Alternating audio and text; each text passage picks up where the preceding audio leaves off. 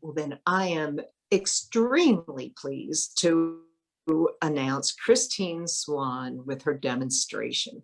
Thank you so much. Thank you, Kathleen. Thanks. Welcome.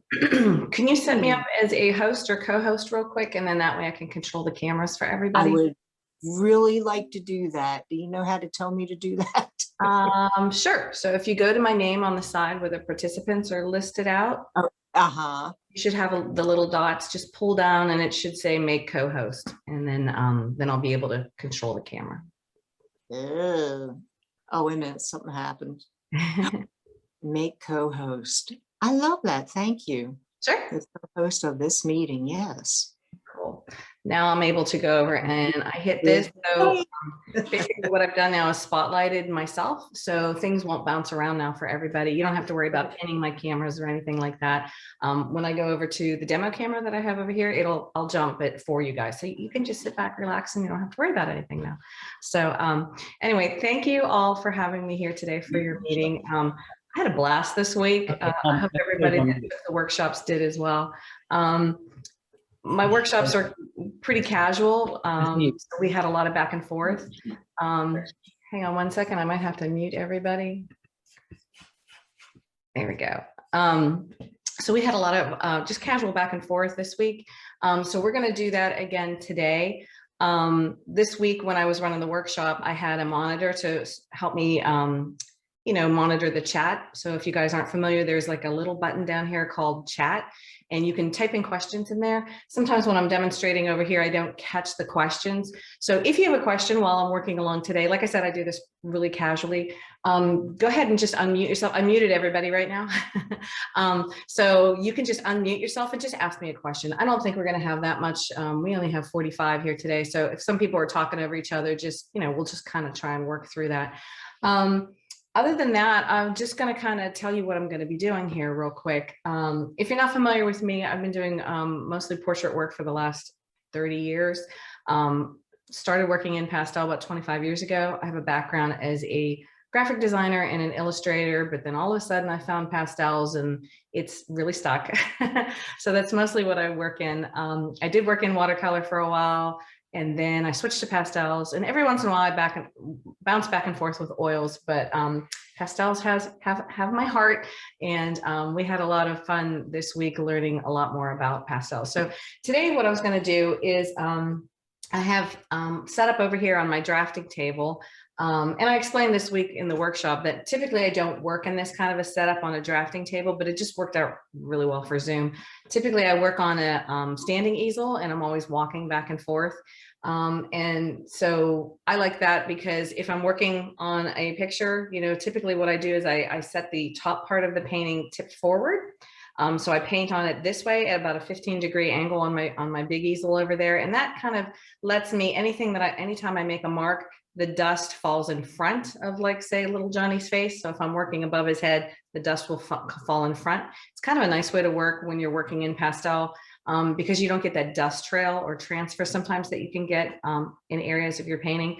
For the Zoom, though, it was just easier for me to sit and kind of be on a drafting table, and I'm actually tipped back more like if I was working in watercolor. So you're gonna maybe see a little dust transfer on this kind of thing, but it's just a demonstration, so it doesn't really matter. So what I have set up over here is a piece of Sennelier paper. It's the Le Carte surface. It basically feels like kind of like a poster board, and what they do is they spray this really fine grit on it. It's a beautiful and wonderful surface to work on. It's also a little dangerous because it's water soluble. So if you sneeze on it or sprinkle water on it or something, you're going to pull the grit off. So that's one of the drawbacks to the Sennelier. The beauty of the surface is, though, that you can layer forever. I mean, you can just go and go and go without really needing to spray. People saw me yesterday take the painting off of, the drafting table and shake the heck out of it and then put it back. And so I kind of am very aggressive with my paintings. I don't tiptoe around them. I slam them on the floor. I take them outside. I beat on them, especially if you're shipping to shows. You kind of want to get all that extra dust off. So, but the Sennelier paper is just really nice. It just has this really nice suede surface.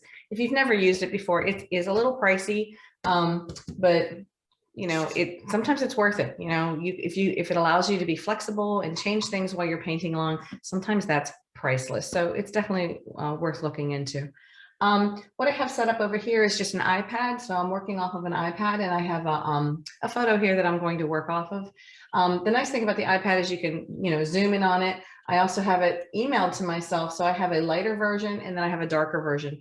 And so the darker version will give me more of that information about the light. We talked an awful lot about, I beat everybody up about light on Wednesday. And so the beauty of it is that a dark photo will give you more of that information on the light side, and a lighter version will give you will give me more information on the dark side of the photo. I like to set up all my models typically in natural lighting or under a flood one light source kind of situation where I can control it. Typically, I like working with natural lighting. It just gives more beauty and more clarity to the colors that I'm seeing.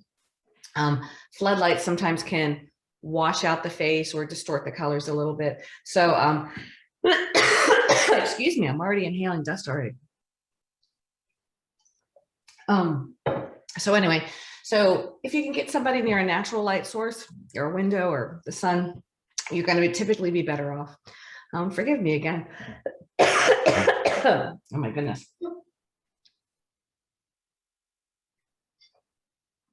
La la la. Okay.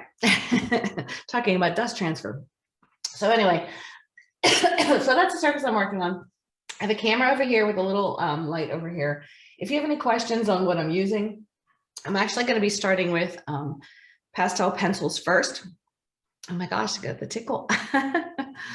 So I'm going to go ahead and switch this over, give my voice 1 second to recuperate, and I'm going to show you how I start the drawing. And it's basically all my paintings go through 5 layers, 5 stages.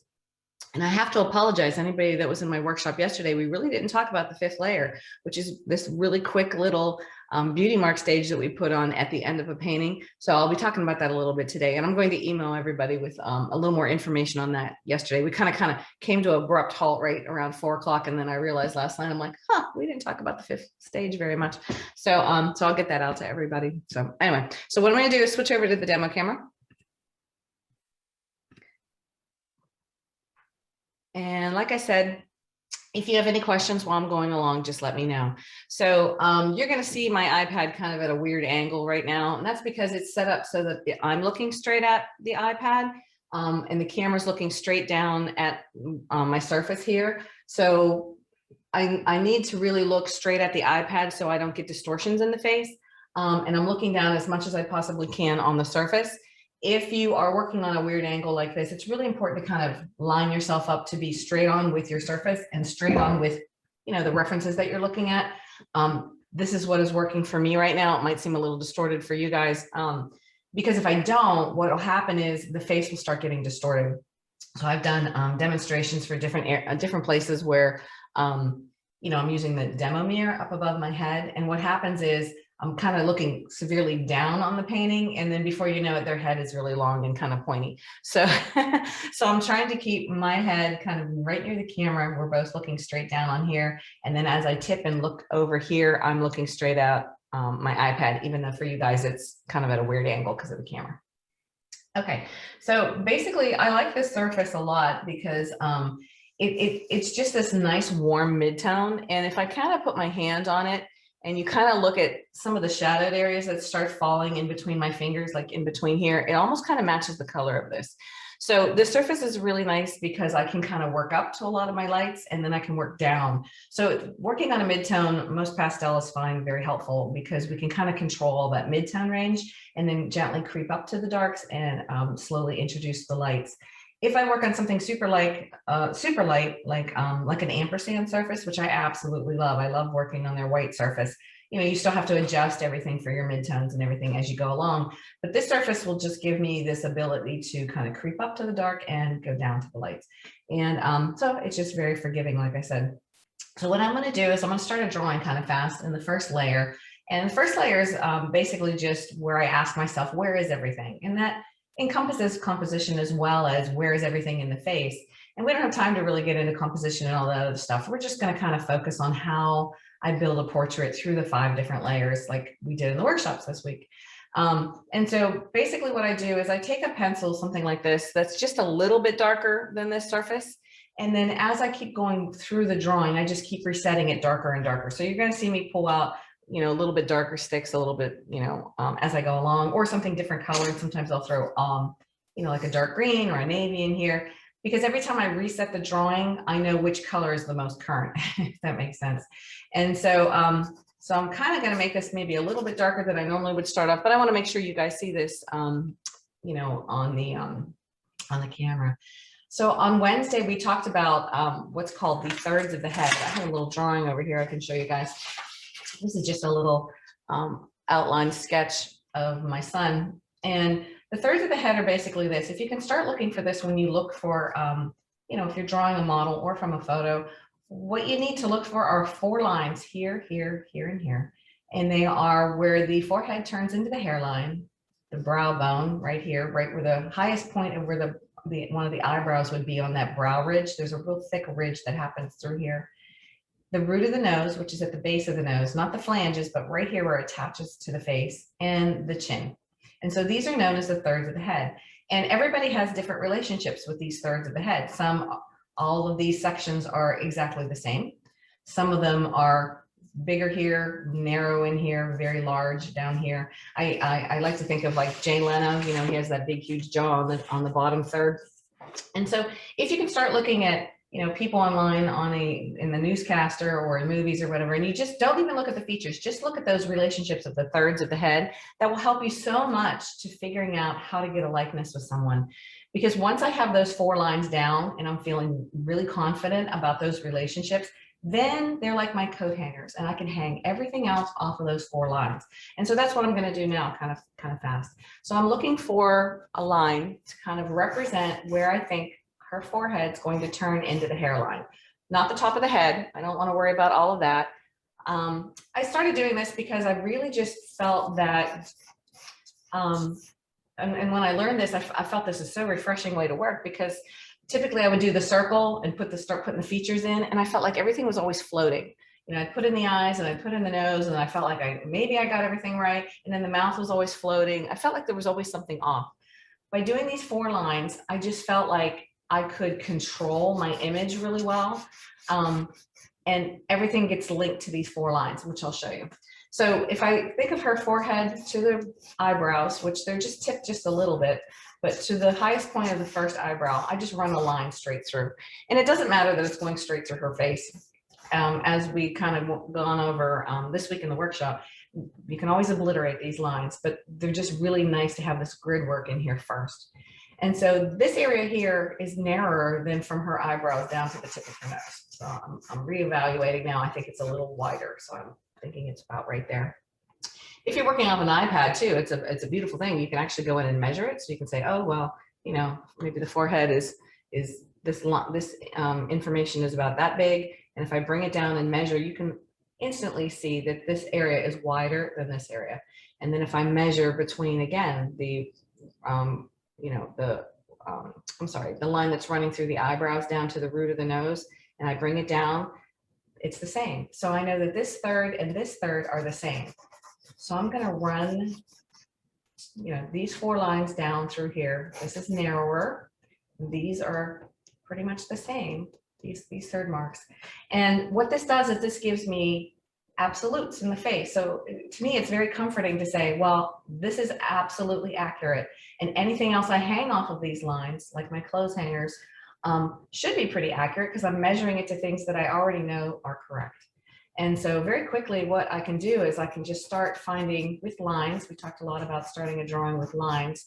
And I just start setting what's happening. And I'm going to switch to something darker so you guys can see. So once I have my lines down, then I just kind of start adding lines that kind of represent what I'm seeing with the eyebrow, maybe right through here. And I'm asking myself, how far away is this eyebrow over here? And then I'll come down to the base of the nose and I'll say, all right, the nose is kind of right here coming down. I run a lot of plumb lines down. So if the eyebrow I want to end about right here, what I need to think about is that, well, the root of the nose is kind of about in here. And I look at the angle of the root of the nose coming up into the nostrils. I would never come in and just start putting in the nose or putting in the eyes, because I can tell you right now they're going to float. I don't know where they are yet. And I don't know where the mouth or anything like that is yet. I want to start with these lines and build off of them. And so I'm looking for just the angle of the tip of the root of the nose. And then off of that root of the nose, can I say to myself, well, this fulcrum, this deep V that's off of that, I can give myself that. And that'll tell me where the beginning of the lip starts, if that makes sense. But I don't want to get too far. I want to now go down to this line and say to myself, all right, if the chin is about in here, what's the angle that's coming off here? Again, trying to always use lines. There was a drawing professor that I came across at one point who said, you know, you could put maybe 10 lines in there and there probably 9 of them are wrong, but one of them in there is going to be right. And so you kind of have to work toward finding that right one. And so I give myself permission to feel it out. Like, where is it? Where is the bottom of the chin? What's happening with the angle off of her jaw here? And the more I put in lines, the more accurate I think I'm going to get. Because if I just put in curves, curves can be so sophisticated and we think we see a curve correctly, but you're much better off building a bunch of lines and then it turning into a curve. You'll be much more accurate that way. So once I start getting a couple little things off of these lines, I just start playing more where I'm saying, okay, well, if the eyebrow's about this wide on this side, if I come down, it's like working with an Etch-a-Sketch where you kind of come down off of something and all the lines kind of attach. You know, it's this really pretty thing. And so I'll put this kind of linear kind of indication right here of what I think I'm seeing for the crease above the eyelash line. I'm not worried about the pupil. I'm not worried about the eyelash line itself. I'm asking myself off of the eyebrow, where is the highest point of the crease of her eye, which I'm thinking is about in here. And again, I always say to myself, I think it's in here. I think you're in there somewhere. You know, I'm kind of realizing that this stuff is really, really hard. And so, you know, if we beat ourselves up because, oh, I didn't get this right, or I didn't get that right color, it's really no fun. And it can be really, really aggravating. So I just constantly say to myself, I think you're in there. Where are you? I'll ask myself, is that your eye? Nope, I lost you. Okay, you're back now. You know, I literally kind of keep this running dialogue happening. And so I feel like from this part of the eyebrow on this side over to the corner of the eye is about in here. And then I have to say to myself, if I draw a plumb line down, where's the nostril? And so it's kind of a little bit more in here. So I feel like the middle of her nose is a little bit more over here. So I'm going to adjust.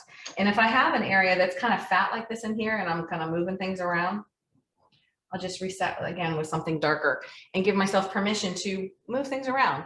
Always asking myself, like, you know, off of these 4 lines again.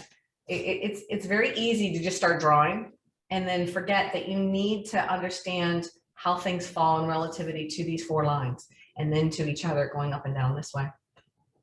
So once I kind of feel like maybe this is the lash line in there, I'm asking myself about the differences between, you know, in between the eyes. Then maybe I can find the lash line on this side again, kind of putting some lines in there. I feel like the hair is a little bit more over here. This is coming in and then coming out on that side. But it's kind of a way to kind of work out from these 4 lines. And so like for this line right here, if I want to find the top of her head, I would kind of go up and say, well, how wide is this area right in here compared to this area?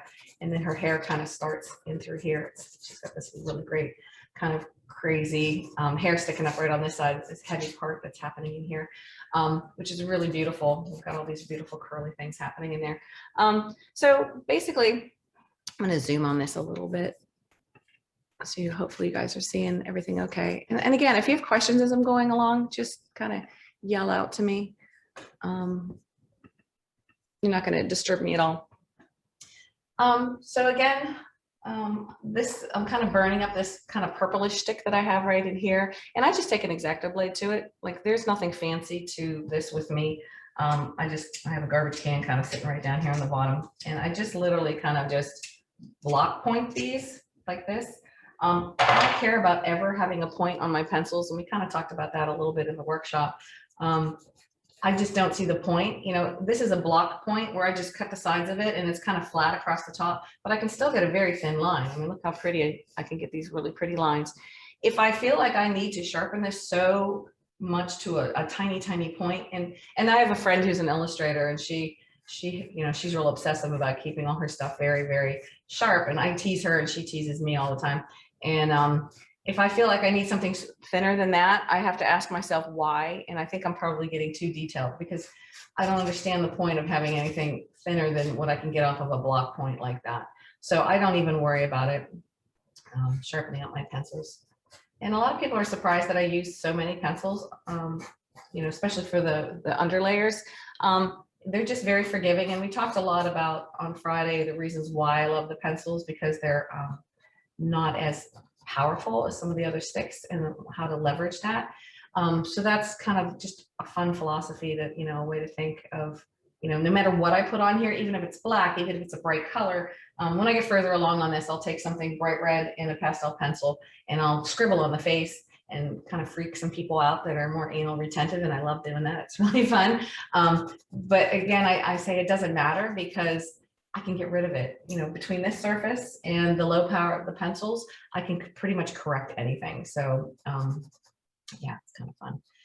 So at this point, I want to start thinking about what's called the six-sided shape around the orbital. If you've ever looked at a skull, we kind of know that this whole area where the eye sits into the head is there's a big hole in the bone structure of the head right in through here. And there's this wonderful, we talked about it on Wednesday, so I want to go over it a little bit with you guys, that if you look at my photo, and I know it's hard to kind of see in right here with her, but there's this really deliberate thing that happens in the face. I'm trying to move it over so maybe you could see it a little bit, that there's this six-sided shape that happens in and around this orbital area. And if you can locate it and find it, especially in your photos, it'll help you locate the eye. So I'm not actually drawing the eye in here yet. I kind of drew the crease, maybe where the lash line is. And now I want to find this bone that's in here. And so typically this six-sided shape will run along the eyebrows like this. It does this wonderful little triangle shape. And basically what's happening is this is the frontal plane, this is the three-quarter plane, and anything we're seeing over here is literally the side of the head. So what's happening is the eyebrows are coming along the front of the head and they're turning three-quarter on the side of the head. And as soon as the eyebrow ends, that's the side of your head. You know, when we put our hands to the side of our face and we feel our temples, this is literally a 90-degree difference between this and over here. I mean, if you put your hand on the front of your forehead and then on the sides where your temples are, I mean, you can feel that the return here is really radical, and the eyebrows are giving us an indication of what's happening. Sorry, my camera, there it goes. You know, so this is the front plane, this is a three-quarter plane, and anything when the eyebrow stops is all the side of the head, which we address later. But right in through here, I want to look for this shape that goes across the eyebrows. And it kind of comes down into the bridge of the nose, and sometimes it'll be an angle, somebody will be straight down. And then we always see this kind of dark mark that'll happen, you know, especially on little kids, little toddlers will get these dark shapes.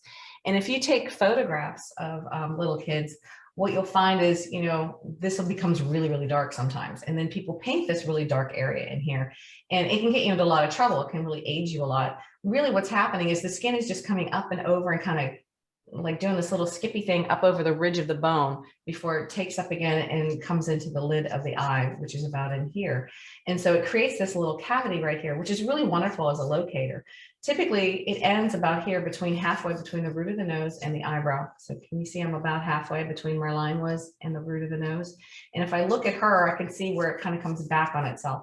So the six-sided shape does 1, 2, 3, 4, 5. Sometimes it will do this, or this one will kick this way. You put in the black. This one will kick this way. This one will kick this way, especially with little kids. It'll kind of do this skippy thing because there's a lot of fat in the cheek. As people get older, we lose all that, you know, that bulky stuff that's happening in here, the fat that's in here. Unfortunately, that's why people get injections and try and bulk that back up again. And so the line will go this way, and then it'll kind of come back and connect again to the eyebrow. So she has really dark eyebrows, so I'm gonna go ahead and put that one in right in through there. So this is a real helpful thing for you to kind of locate first before you even worry about the eye. And then I can say to myself, well, within this six-sided shape, is this eye still being kind of located where I think it needs to be? I think it is. I think the corner of the eye is about in there somewhere. And I think the bottom of the eye is about in there. I might tweak it a little bit as I go further along, but it's there somewhere. And, you know, the pupil's in there somewhere. I'm not even going to worry about it right now. I just kind of scribble it in. I think it's too soon to really start thinking about all these little picky-uni kind of things. I'd rather think about this structure. You can really see this kind of dark shape that happens on this side of her eye. I know you guys are really having a hard time seeing the iPad a little bit. And I want to find that first before I find the crease. So yeah, so my drawings get a little scribbly, get a little, you know, have lines running through it, have plumb lines running through it. And people are always amazed that this is kind of what's happening underneath my paintings. I'll run a plumb line down through here on this side, corner of the eye. I'm feeling pretty good here. But they are like this because I need to give myself the ability to find all of this. And if I don't, again, it's just going to be very frustrating, and that's just no fun. I really like fun. I like enjoying what I do. I like enjoying creating things for people. And if I'm beating myself up the whole entire time that I'm creating something, it's yeah, it's a no fun day. So okay, so I'm kind of finding about where that is right here. I feel like this eyebrow is in here. It's a little bit lower than the other one, so this one feels a little higher than that one. She's just a little bit kicked, just a tiny bit. And so yeah, I'm gonna kind of just keep, again, if I get into trouble, I come back to these 4 lines, and then I ask myself, what's happening off of those 4 lines? Down and up, down and up, down and up. And so over here, I feel like the end of the eyebrow ends here. So about her temple's about in here somewhere. The hair's all doing fun stuff in through there, which I'll correct later. I'm re-asking myself, do I feel like between the corner of the mouth, if I bring it up past the edge of the nose, which is, I think is about in there, the corner of the mouth is a little further out. And then if I imaginary draw up and through in here, what am I getting? I think this eye might be over a little far. I feel like, and you can take it right to your photograph. It's kind of fun. Measure again. You kind of take it right up to it. And I feel like, yeah, corner of her eye is a little bit kicked over a little bit more this way. So if I get something where like here, I'm putting a lot of black lines in, I just take green and erase it. Something goofy, something like that. I could also take something with literally like something that's kind of close to the paper surface color. See, like this. And if I'm getting confused as to what I'm putting in there, I just take the paper surface color and kind of just run it through there and give myself permission to shove it back over a little bit. And yeah, it's very, like I said, the surface is very, very forgiving. So it's so nice once I realize that, oh, I can shove things around, you know. People ask me all the time, well, what should I do? I'm stuck on this. Should I redraw something? And I'm like, oh my goodness, absolutely not. If you're on this surface, you can really save a lot of things. And so, hey, Christine. Yeah. What is the actual name of the pencil that is the same color as that Sennelier paper? I have no idea. There's actually 2 of them here that are very similar. I just kind of threw them here. So this one, 47219, and this one, you can see they're actually, this might be the same brand. Where's the other one? What brand is that? These ones are the Creative Colors. But honestly, I use any. You can see I have a Derwent here. I have the Creative Color here. I have what's this one? This is a Stabilo here. So I intermix them. It doesn't really matter. So in one brand, it might be one number. Another brand, it might be. This one's a little bit darker. Can you see that? It's a little bit darker. I need to purchase one because I had nothing that was even close to the color of my paper. Yeah, unfortunately, these kind of really nice neutralized kind of sticks aren't in with the main sets. You all have to like buy like a whole 95 set of the sticks to get like these dirty colors, which drives me crazy because these are the most valuable, like, you know, where we want these low color, crazy colors. I don't need a whole set of bright colored pastel pencils. I need all the dirty colors. So, so, you know, literally I had like 10 different ones down here, and I just kept putting them down here near the bottom of my paper. If you can see it down here until, see down here. So I was doing this as people were talking to, so I could find some that were kind of like, kind of near what I'm doing. But again, it doesn't have to directly match. It could even be, you know, kind of green like what I threw in there, or pink or whatever. It doesn't really matter to me. It's just so that I know in my own brain what I'm shoving around, and the green and now this flesh tone color or the paper color is just a little more recent, if that makes sense. So I don't go back to this purplish color for my drawing. I just keep changing colors so I know what's the most current thing that I feel like is the most accurate, if that makes sense. So do you suggest not using like an orange, because that's going to be the next layer? So stick with like a cooler color, like a green. Yeah, I really don't want to add color to this per se. When I start really thinking about color in the 3rd stage, which we're going to get to in a little bit, I'd rather be very judicious and think carefully about the colors that I'm adding. So this is really just kind of like neutral, a little bit darker than the paper, through browns or olive greens, kind of, you know, something that could kind of be treated as a neutral, and up until black, and not really worry about color per se, because I'll get there eventually. What's nice is sometimes, yeah, go ahead. Was there a question? Can you use if you cannot find the pastel pencil close to the paper color, can you Mhm. use low power botcher or hard sticks to rub it off? Yeah, Correct. you can, but then you start getting into the trouble of, you know, once you put down something more high powered, then now you've got a base for other things that'll be going on top. It's really so much better to use something like a pastel pencil or even like a Create-A-Color. The Create-A-Color sticks are actually, they say it's manufactured about the same as whatever's in the sticks. They're very close. I found them to be very close. So yeah, you could do something with like a Create-A-Color or, you know, maybe a new pastel. I don't really love the new pastels just because they don't, people talk about they're not super light fast.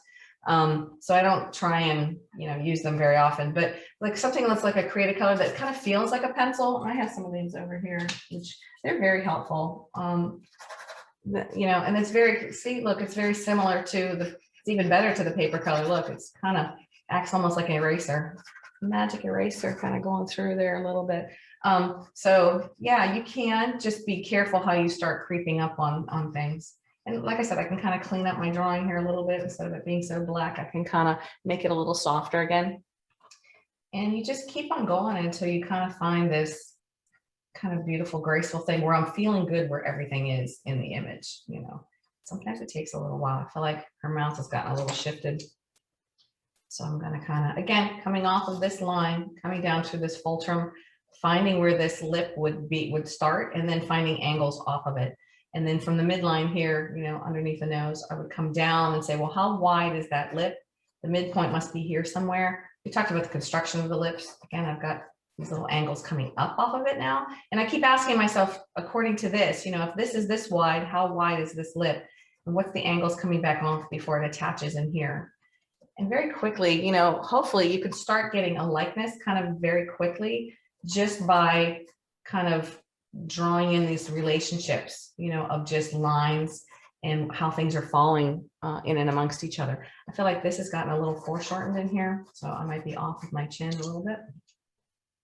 That's okay. I'm just gonna make it a little wider down through here. Remeasure maybe line to line, line to line. Yeah, I was down here. I started creeping in a little too much. That's fun. You can just kind of just find absolutely where things really are and make simple little corrections to get yourself back on track.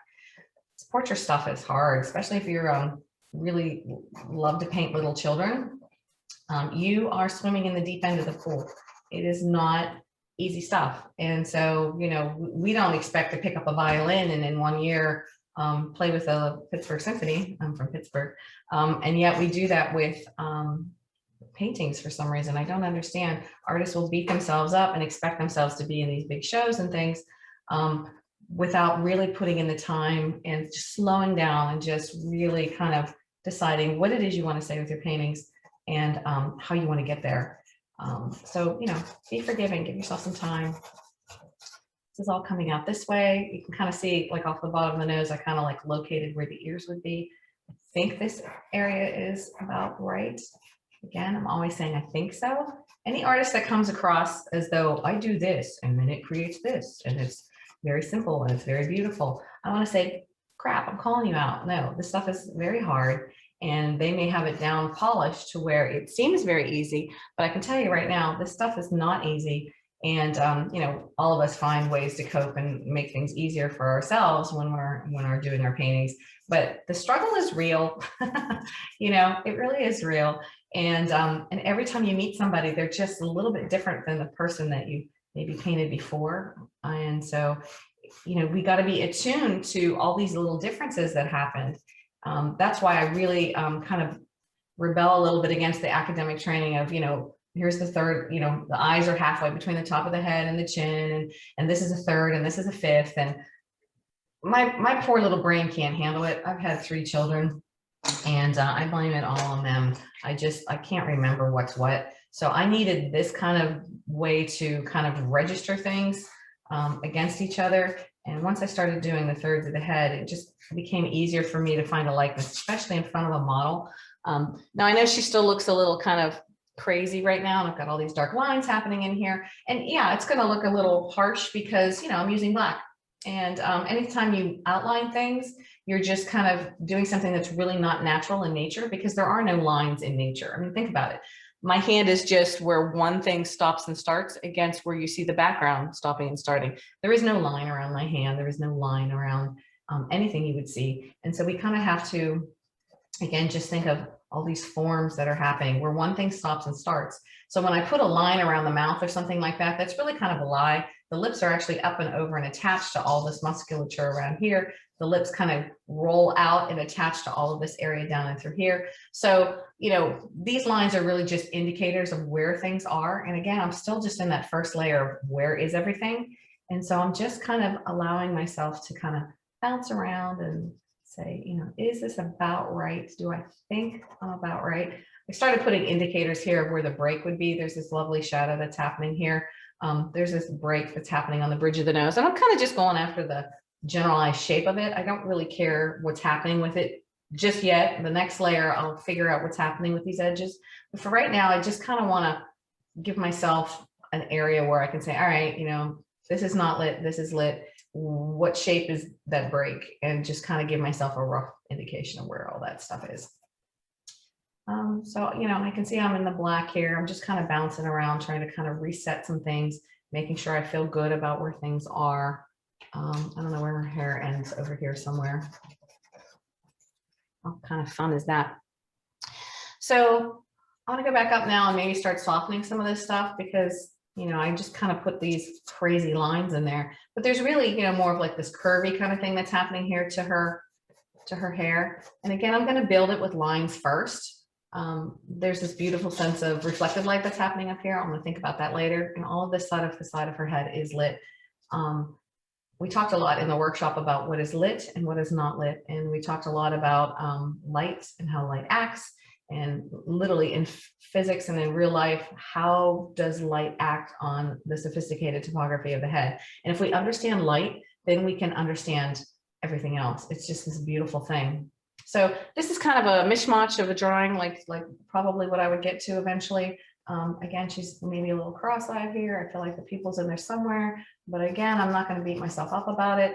Yeah, it's in there somewhere. So once I get to about this stage, I move into what is called the, hang on, I'm moving the camera here a bit.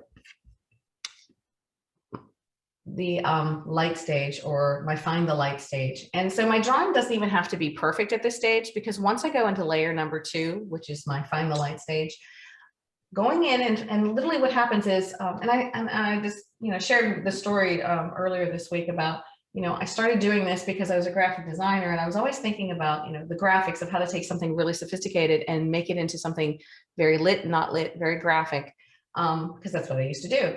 And so when I started saying, well, I'm just going to do portraits, I was kind of in this weird quandary where I was like, okay, I want to do these real sophisticated portraits, but I hadn't had really formal training. And so I was, you know, reading online, and you guys have probably done this too, where you see oil painters do these beautiful grise studies where all the values are correct. And once they have that down, then they start laying color over top of things. And so I got my pastels and I started doing that. And I realized that it took so long that by the time I actually got to actually rendering the thing or putting color over top, I was really bored with the image. I didn't want to do it anymore. So I was like, all right, well, this isn't working for me. Plus I had little babies at home and I was like, yeah, no, this is really not working for me. I need to get to the heart of the issue. Because sometimes I only have an hour or two to paint before, you know, all chaos mommy mode kicks in. So, so what I started doing is this layer number 2, where I thought, well, one of the most important things to me is light, and is how the light is acting. And we went over a lot of that this week about, you know, light and the law of light, and how I learned that, you know, learned a lot about light 25 years ago, and how this plays into all my portraits now. I'm always thinking about the topography of the face in regards to how the light is striking it.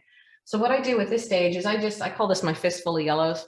I just grab a bunch of yellow pastel pencils, and you can see there are different brands here, so it doesn't really matter. The key is to make sure that they're all really canary yellow, not pale yellow. So if you think of it as a bright chroma, like a watercolor tube of yellow paint, you squeeze it out and as bright screaming yellow as you can possibly get, that's what this is. And so I just have a bunch of them here because I tend to burn up the pastels as I go along. So as soon as I burn up one, I don't take the time to sharpen it. I just throw it to the side and grab another one. So the reason why I do this is because I need to understand how that light is raking across the face. And we don't have time to really get into all of that, but You know, we spent a lot of time on that in the workshop this week. And the beauty of this is I can very quickly and very simply go through with a yellow pastel pencil, and you'll see within probably 5 minutes here, I'll be able to almost pull her face out of the page. And so I'm going to zoom in on this again.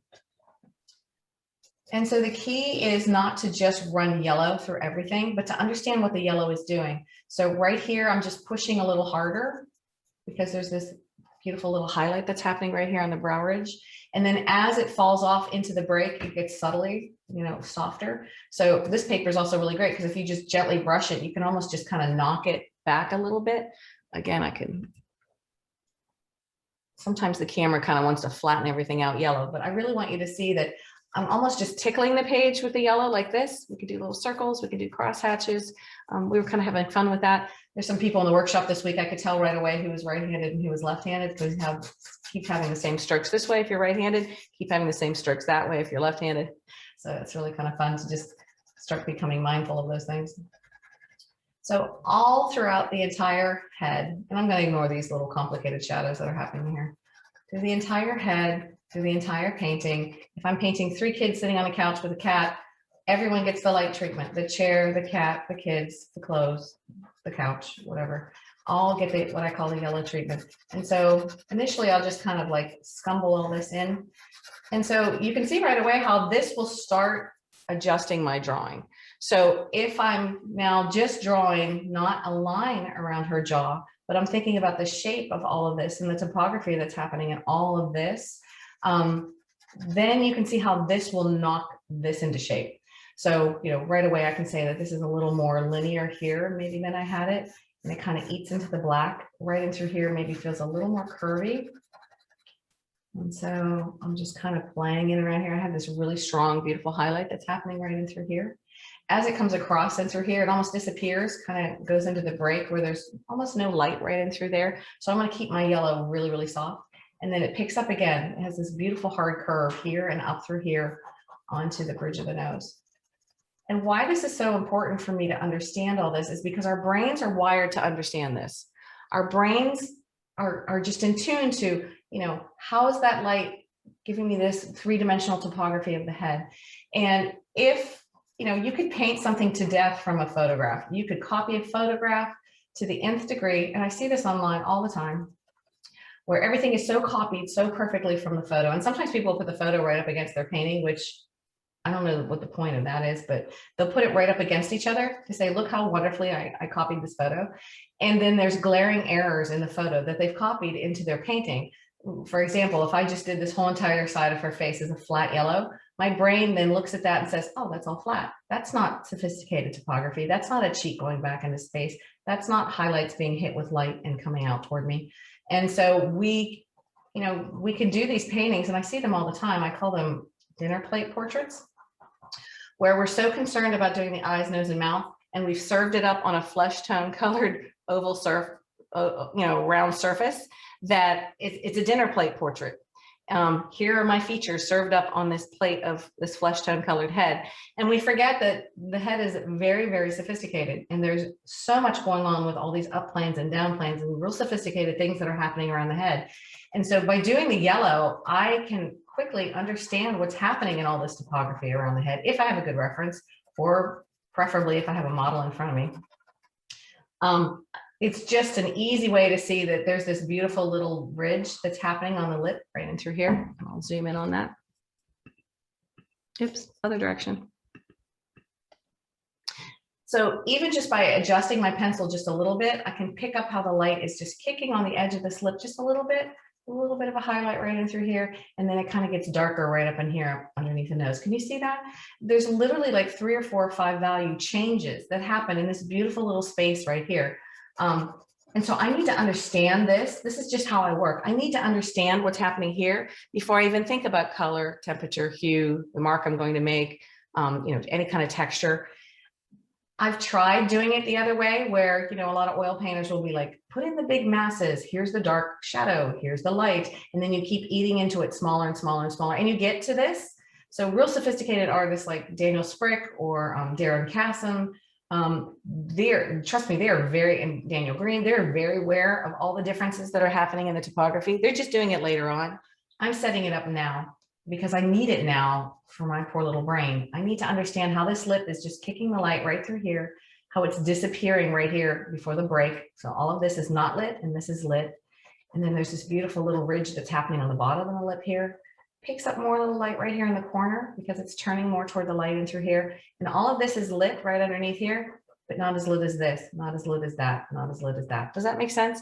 So this whole entire side of the face is a study in relativity. You know, how lit is this top of the chin right in through here, through the rest of the chin, right? How lit is, you know, this side of the face versus to the lip. And so I can see this is probably a little too bright. So I'm going to knock that back a little bit because this needs to be not as bright. It's not as lit. I literally think of this yellow pencil as being the light. And the more I push on it and the heart, you know, the more bright yellow I get represents more of that light impacting the surface of whatever it is I'm looking at. Throw away another pencil. And if I push harder, and it's just a tactile kind of thing. Pastels tend to be very tactile. You know, we're real sensitive to, you know, just the feel of things. I want to feel that highlight really strong on the nose right through here, but I want to make sure that all of this over here is not as strong as that. So even though there's this highlight that's happening in here, I kind of want to soften it up right here in the break into that black area. I want to soften it up because it's just slowly, when those light beams are literally, we talked about this a lot on Wednesday, how those light beams are coming across that surface. They're dragging themselves across this area that's turning, like turning away from the light. So they're literally dragging themselves across a surface where it's too much bread and too little peanut butter. So those light beams are just dragging themselves across these areas before the break being where all of a sudden it's not lit anymore because the light is not touching anywhere on this whole entire side of her face. If you weren't with me this week, you can see like these reflected lights that are happening over here on the side of her face from the photo. Back off so you can see that a little bit. And all of the reflected light is all part of the shadow, or what I call the void. And so it is not lit. There are no direct light beams happening on this whole entire side of her face. So it does not get any of the light treatment. It does not get the yellow treatment. So even in the eyes right in through here, if there's light on it, I'll put that in with yellow. I feel like there's this real bright yellow that's happening right here. That's just catching the light just a little bit there. There's not a highlight in this photo, but I feel like it would kind of benefit me if there was one right in there. So I'm going to stick that in there. Beautiful little light that's happening on the ridge right up against the eyeball. And then right in through here, there's this just a little beautiful, graceful lit area. And I'm crazy. I can sit here for 4 or 5 hours and study this and render that and just ask myself, how in a graceful way can I represent what's happening in this beautiful topography of her head with this yellow? And eventually, and we're going to get to that later on, where we're now starting to match color, value, temperature, hue, and whatever intention I want to say about her face over top of this. But to me, this is my foundation. This is the foundation of every painting I've done in the last 30 years. And I can't imagine not doing a painting with this right now. So her neck is lit, but not anywhere lit as, let me back that off again. And I'm not going to really worry about all this neck stuff and everything down through here, mainly because it gets all over my side of my hand and because, you know, we just don't have time. But, you know, if you are really studying something, you could see that this is lit, but it's not nearly as lit as up here. So I could just knock it back a little bit. This is just basically getting my brain to understand the relationships of what's happening all across the face. And like I said, if there's something wrong with my drawing, like I feel like there's still something up with this whole area right in through here, this yellow stage will knock it into shape.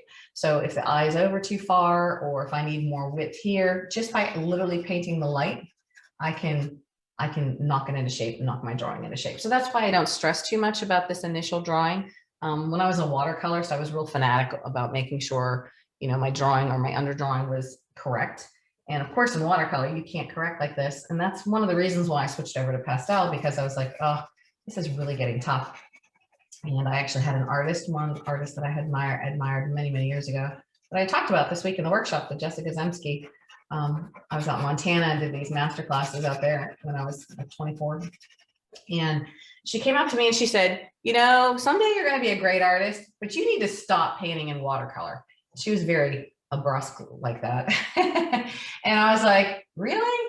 And she's like, yeah. She said, you need the control. You need to understand the light. You need to be able to work in a medium that you can throw things around and become you and not worry about the medium. And I think that was probably one of the best pieces of advice that I had ever had. And since I love drawing so much, it just was kind of a natural fit to switch into pastels. And so that's another reason why I kind of got into pastels. The beauty of this stage as well, last thing about this stage is when I'm carving things out up against other areas, it's telling me the edges. So you can see it's really strong here where this light is kind of hitting up underneath the nostril. Again, I got to keep it kind of darker in there than here. But in through here, it's kind of this beautiful way to understand the break on the bridge of the nose because it turns so softly. You know, we think of the bridge of the nose as there's such a hard turn, but it really does kind of, there's this round section that's happening here on the end of her nose. And so if I can get the light representing it correctly, it'll feel nice and beautiful and round. I was never able to go to like an academic school to learn all the, you know, the bones of this, that, or the other thing. And honestly, I don't miss it now. I don't care. I always thought, you know, I was kind of in a deficit because, oh, I didn't learn, you know, all this nasolabial folds and all the names for all the things all over the face. And it turned out that I don't really need that. I just need to understand the light and I need to understand my edges. And most importantly, I need to understand what it is I want to say in a portrait, because sometimes I'll let things go. Like, is it important that I have a highlight on her forehead? Maybe I want to bring the hair down more.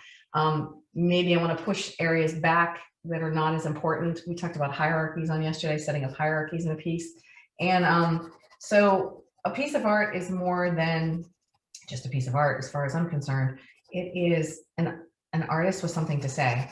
And if you're not going to have something to say, then sometimes I just feel like a painting can easily become wallpaper in a frame. It can just become something that is pretty. And yes, you can copy a photo, but you're not really giving me anything. It's like a song with all the same note all the way through it. There's not any variety and there's not a melody and there's not a purpose to it. And we all have different songs that affect us in different ways, you know. And why is that? It's because there's something that's reaches us, you know, and we're all different. So all different art is going to reach us differently. But there's, you know, there's just this beautiful sense of the story and of a human being on the other side trying to tell us something. And so some of my favorite songs are the ones that have such a story to them and where the artist themselves is putting themselves out there and trying to share something with me or can, you know, whatever the human condition. Those are the ones that I relate to. Same thing with painting. Those are the ones that I relate to, you know, as wonderful pieces of art. It's things that I can understand the story and relate to. And if you're really fascinated about getting into shows and understanding, you know, how to get into big shows, ask yourself one thing. Why am I painting this painting? Just one thing. Why? Because if you can answer all the whys and then have your paintings tell you what the whys are, and someone else can come along and see the whys of why you did it, now you've created a piece of art and not just copied something. Okay, so this is roughly stage 2. I kind of kept it kind of simple in this stage because, you know, we could be here all day. But if I get things kind of starting to get a little mushy in here, the beauty is, you saw me, I kind of grabbed a black pastel pencil and went back through it again. And you could just keep doing this back and forth, until you get things the way you want it. Again, I love that pastel is such a drawing medium. I was looking for a sharpened black here and I'm not finding it. So I'll just talk and sharpen at the same time. There's just this wonderful sense of drawing to working in pastel for me. A lot of artists do think of it more like painting, and all pastels are paintings. But I just feel like, you know, I can kind of come in with these lines and create whatever I want, emphasize things. And there's just something about having beautiful line work to set up the overall painting to begin with that I really, really like. So, but like this eye over here has gotten a little mushy, what I call just kind of mushy, where, you know, again, where is everything again? Why, you know, and I feel like they're a little bit off from each other a little bit. I need to raise this up a little bit. Put that lash line back in there again. I think that'll help. Remeasure again if need be. Here's our eyebrow come down. Where's the crease? How's that line sitting right in through there? Yeah, pupil in there somewhere again. And it's coming across there. Yeah, I feel like that's more of her eye now. Again, come back down, find this relationship in here. This is wonderful fat, like sausage shape that happens here underneath the eyebrows. And if you can kind of get the feeling of that fullness in there and then find the crease kind of set back into it like a pillow, that will really help your paintings as well. Okay, I still feel like there's something off with a midline here somewhere. She's a little over that way. Mouth maybe a little bit more that way. Yeah, she's in here somewhere.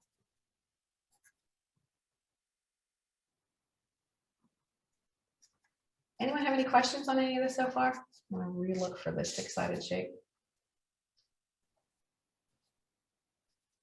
Again, really thinking about this hard edge of this cast from the eyebrow onto the nose area. Maybe finding the edge of that again. Finding this nostril in here again somewhere. Asking myself, does this shape in here look about right? And just kind of resetting the drawing a little bit. So once I have this kind of down, you know, again, it's not super detailed like you would think it would be. It's just kind of hopefully accurate to the topography that's happening across the face. And isn't it kind of fun that just within a few minutes, really, you can kind of feel like what's happening in this side of the face. This side is obviously very flat, and I love working in what I call playing in the shadows on this whole side of her head. And so as I start adding more colors and getting into more of the color, you know, consideration of getting her to be a little more realistic, I'll start thinking about all the real close knit values and things that are happening on this side of the face. But for me, it's like really fun to do this side. Like this is just a lovely way to approach something really sophisticated. If you're doing real sophisticated things, like say a pine cone or something like that, take the yellow stage to it. You're going to find out how easy it is to figure out those forms, because then you're looking at the light and how it falls on these really sophisticated areas, and putting in the yellow stage makes it so much easier. Okay, kind of just resetting my little highlights in here again. She's about in there somewhere. Adding that in a little bit again. Now, if I, for example, got this all too yellow, maybe say everything felt just kind of the same on that whole side of her face, I could always go up into something that's a little more, as we talked about all day yesterday, a little more powerful. So this is just a really old Grumbacher stick. And if I really want to emphasize the highlights, I can just come back in with something that's more of a stick and see how I can get that to jump a little bit more. So if I need to remind myself, oh, don't forget, this is really, really lit on this little highlight that's over here, really lit here. Even her dark black eyebrow would get some of the yellow treatment through it, right? Because those light beams just didn't skip around her eyebrow. It's on the eyebrow as well. Christine, So, yeah. did you use a lighter yellow in the in that highlight on the, I guess, the right side of her iris? Yeah, no, absolutely not. And a lot of people tried to do that in my workshop and I busted them. So what happens is if you're starting to use like a light yellow, anything that starts introducing white, the whole purpose of this is really just understanding the topography. It has nothing to do with the color. And so the more concentrated the yellow, the more I'm giving it light. And if you start putting anything too white underneath all of this, Right. Remember this yellow is going to kick. I'm using this also, you know, to understand the topography, understand the edges, to really set the lit part away from the non-lit part. But if I start getting too white, like something really, really pale underneath, I almost should do it, but I don't have anything right here. It's just interesting because it looks white because it's next to that dark area. It's well, yeah, everything's relative. We talked a lot about relativity in our classes, but one of the last reasons why you don't want to do something too white, there's a standing rule when you're working in oil that you don't ever want to use white until you have to. Like you don't want to use white, because what happens is it takes over everything and it just makes things very chalky. And so if I start putting this light, wishy-washy, light yellow underneath this, it's going to affect my upper layers. So, you know, we're going to get to the third stage here. Actually, I should probably do that right now. Because I'm always thinking about what's coming eventually. So if I take something like this, and this is actually probably way too late. Let's take something that's quote unquote Caucasian flesh tone color, okay? Something really boring. Here's a stick. So if I put something like this down on my painting, and this is a regular like pastel stick, so you can see the density that starts happening here versus the pencils, where I'm getting this soft little tickle of things happening down her face. You know, the sticks start taking over a little bit more. And this is a low powerful one. This is I think a Rembrandt. But if I have something that I'm quote unquote thinking of as flesh tone color here, the beauty is if I have something, forgive me for a moment, real quick. If I take that color and I put it over top of, say, you know, I'm going to get something obnoxious here. So these are all Rembrandts. Okay, these are just Rembrandts I'm putting over here. Let me zoom in on this a little bit for you guys. So, you know, if I take this flesh tone color and just put it down in a portrait, it's one dimensional. It's almost becomes like this plastic Barbie doll kind of thing. However, if I put it over top of this color, or if I put it over top of this color, it's now given it a second dimension. So it's made it more graceful, it's made it softer, and now it's got the kick of these things underneath of it. And if I have this beautiful yellow that's happening underneath, anything that I put over top of it, despite it being only a pastel pencil, will become that much more warm and glowing because of me putting the yellow underneath. Does that make sense? So I'm I'm thinking of the upper layers and how this is quote unquote going to look in toward the end, especially if I'm setting up color harmonies and I'm doing something kind of sophisticated. But I don't think toward this, I think toward these. I think toward how my colors are going to sit over top of these. So this is why I do the next stage, which is called my rainbow stage or my crazy color stage. And basically what I do, and again, I'm still on pencils here because the pencils allow me to go in and just kind of, like I said, we talked about this a lot this week. I used to be a watercolorist. And so the way I used to handle watercolor was that I would, you know, glaze an area, let it dry, glaze again, glaze, glaze, glaze. And, you know, I was always mindful of the surface that way. And it becomes painting with glass, like stained glass, where I'm literally thinking about how the light comes through those transparent layers in stained glass and how it bounces back up. And so that was a big way that I was always thinking when I was in watercolor. Now, pastel is a much more opaque medium, or so people think, but we can get glazes like this happening. We can get beautiful passages happening, and I can control beautiful little nuanced areas by doing this kind of setup. And I need to kind of stay in pencils and the underlayers in order to do it. So I can take something that's like this. So if you can see this, it's kind of a bright reddish fuchsia kind of color. And what I do in the third stage is I go through and I just start finding areas where I can push the colors. So right down the bridge of the nose, you can see how, and you guys don't have a copy of this photo, but it's very warm down the bridge of the nose. So I'm going to just kind of pop that color in there. Does that make sense? And I could scribble it in, circle it in. Again, I'm not married to it. That's the beauty of these pencils, is they're just kind of glazing in some color. We're just dating. We're not married here. If I pick up a big, bad, bold Sennelier in this identical color, and it kind of comes back to all my talks about power yesterday, it's going to obliterate everything, and it's going to set up something that's so colorful and just too strong.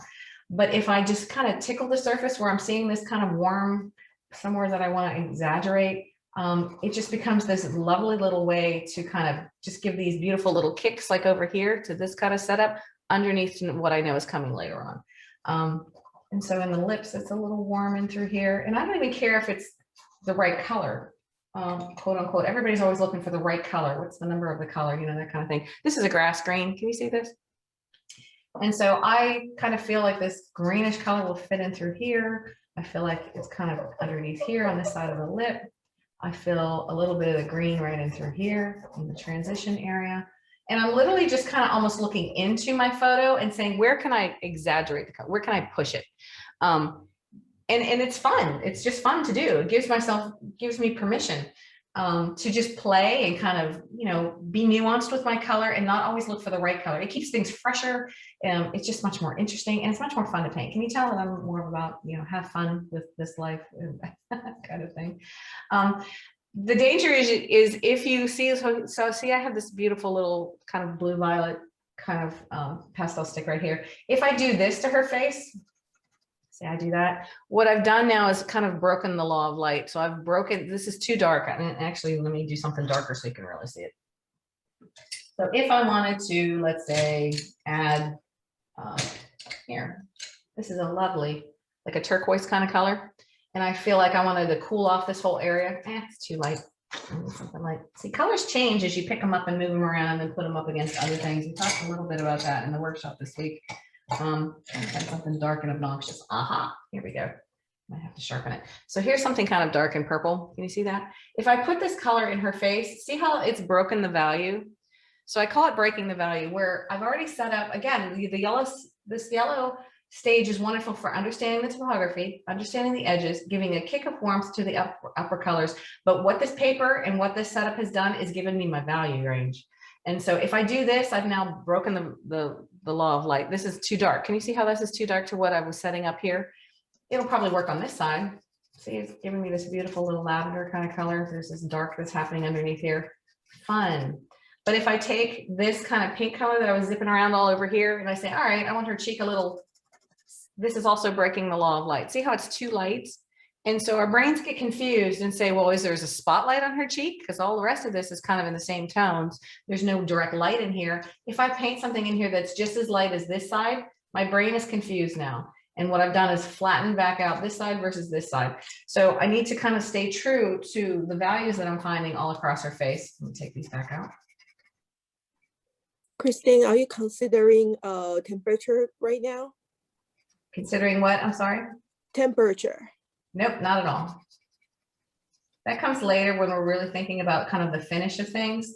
I guess you could, like if I knew I wanted this to be really hot orange on this side of her face, I could put orange underneath of the quote unquote flesh tone colors that are coming on top. But for me, it's always worked better to do the canary yellow. If over here, say I really want this to be pushed really cool, really blue, maybe I do like a burnt orange underneath of it and then put the blues on top. So there are different ways that you can push the different layers against each other. The only thing I'm thinking about in this stage, and I really mean this, is that the topography of things. Thinking about the topography and then just little areas where I can push the color.